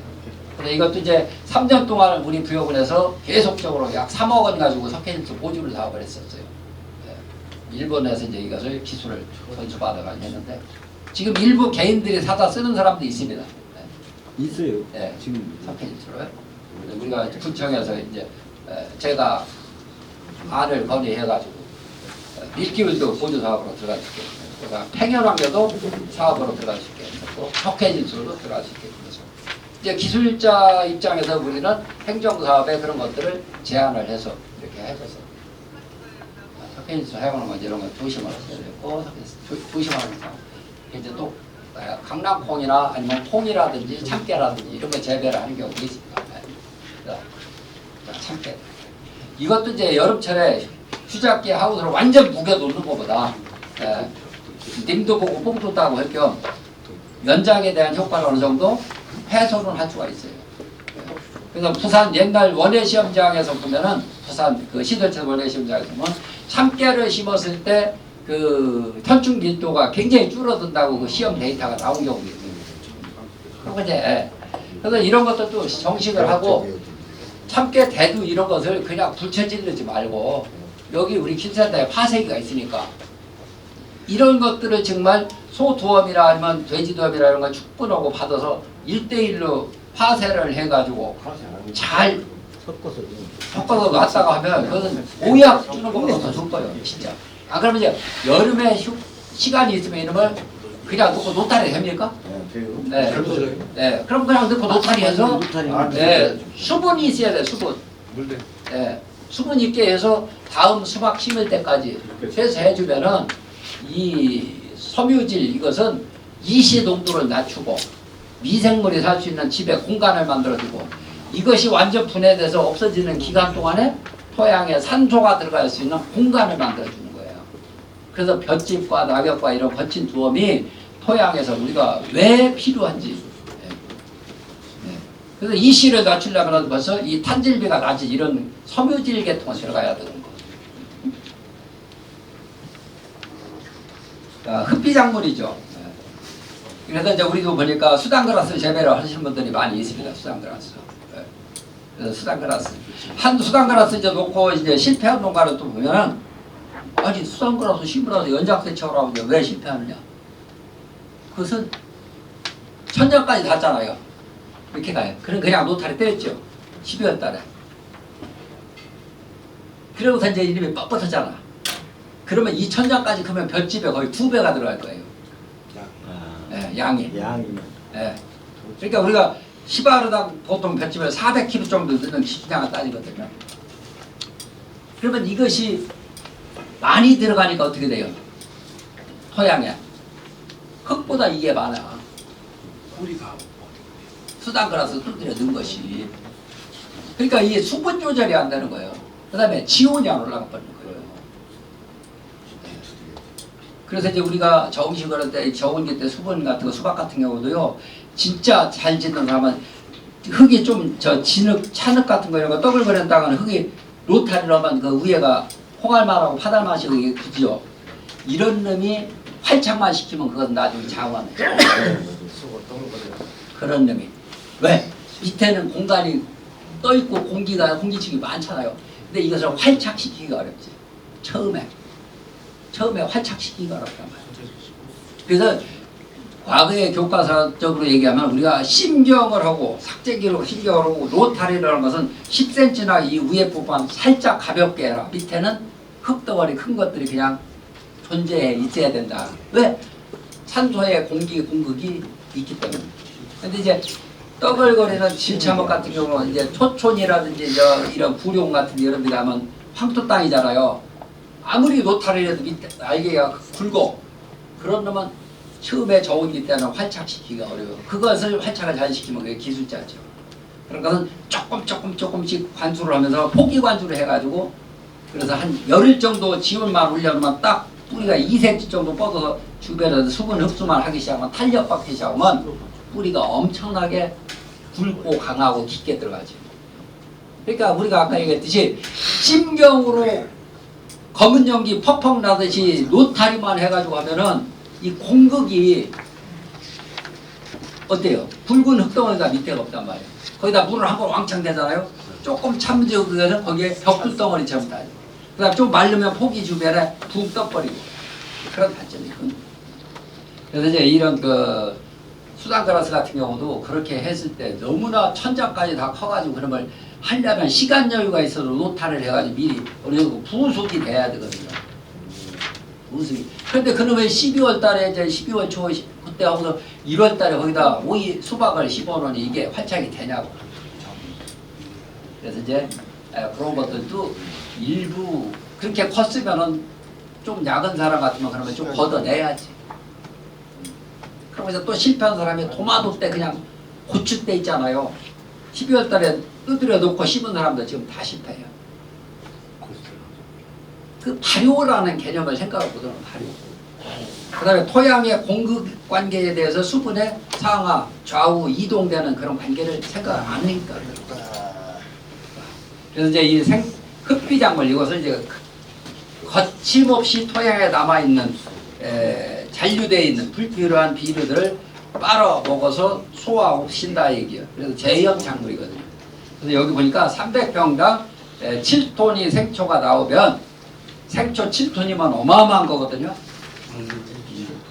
그러니까 7조 21kg 일단 가리. 이제 7톤 나온 놈을 시바르당처럼 다 때려놓고 하우스에서 재배하면 안 된다 얘기지. 그래서 이제 수단가라스는 이렇게 하고 그 얘기예요. 자, 요 정도 됐을 때 하면 딱 줄 거예요. 수단가라스 이 정도. 그래서 이것도 이제 저렇게 되면 그냥 물대버리고. 물대고 노타리하고서 여기서 바로 이제 이것이 여기다 메론을 바로 심었다가는 이제 여기서 낭패가 나오는 거예요. 바로 이것이 땅 속에 들어가서 발효가 되면서 지열이 너무 가스는 둘째치고요. 그래서 그런 걸 우리가 이제 알죠. 자, 볏집을 이제 우리가 보니까 부여구는 이게 축복받은 것 같아요. 딴 데는 사각으로 묶는 게 없어요. 사각으로. 그래서 제가 양구도 와서 하고 저쪽 저 행성이니 이런 저 연동, 세종 이런 데 딴 데 가서 교육을 해보면 이 그림을 배주면 저렇게 묶는 데가 없다는 거예요. 맞아요. 원형으로 다 묶는 거예요. 원형으로 있죠. 그래도 원형으로 묶으니까 그게 이제 하나 반이나 이렇게 나오잖아요. 그거 넣기가 아주 지뢰 같다는 얘기지. 그래서 나는 하나씩 먹네. 우리처럼 이게 이제 보통 20개나 22개, 3개 나오잖아요. 이 양만 넣으면 돼. 그 양만. 그런데 이제 그걸 2배, 3배 누가 한번 올해 잘 져보겠다고 많이 넣고 이제 하다 보니까 문제가 나와요. 그래서 토양 공급률이 너무 커가지고. 그래서 여러분들은 보통 20개, 15개, 20개 뭐 그 정도 넣죠. 한 30개씩. 이렇게 해서 오늘 이제 아까 얘기했지만 후반기까지 시들지 않고 품질이 그래서 따는 날까지 따는 이파리 하나만 고스라지고 나머지는 청춘처럼 그대로 있어야 돼요. 그렇게 되려면 뿌리입니다. 뿌리가 줘야지. 그래서 정식을 할 때 너무 어린 거 하지 말고 이시동도가 높으면 밑거름 아예 넣지 말고 그렇게 해서 처음에 한 60cm 정도 2단 정도 낄 때까지 참자. 뿌리 잘 뻗어 내려가 참자. 그 얘기하고 그 다음에 척지를 또 딸 때 어릴 때 뿌리 발달하고의 관계가 영향이 있으니까 너무 조기에 따지 말고 이렇게 하자. 그 다음에 이제 나중에 추비 주는 것도 한 3번 정도 후반기까지 해서 후기까지 하면 4번 정도 주는 것도 또 말씀해 드렸어요. 내가 미리 초기에 안테나 나올 때 한 번 주고 2번, 3번까지는 과를 키우는 단계하고서 30일 정도 되면 완전히 더 크면 안 된다. 자연적으로 크는 것은 10% 미만 정도만 크고 그 30일 이후에 칼슘제하고 후기용 그것을 이제 약하게 준다든지 이렇게 가지고 병충해 방제는 의무 방제 요거 하는 걸 강조를 해드렸고 그래서 하여튼 현장에서 제가 이제 그동안 다니면서 아는 것을 이제 그 새로이 우리 농가들께서 개선해야 될 점 또 좋은 점 이런 것들을 해서 말씀을 드렸습니다. 물론 제 얘기가 말씀드리는 것이 우리 농가분들께서 다 100% 받아들이는 얘기는 아니에요. 그래서 소화할 건 하시고 도움이 되시는 건 찾고 이렇게 해서 우리 굿들의 메론이 좋은 실패 없이 거의 모든 농가들이 상품 생산이 되는 그런 한 해가 되기를 바라겠습니다. 그동안 경청해 주셔서 대단히 고맙습니다. 감사합니다.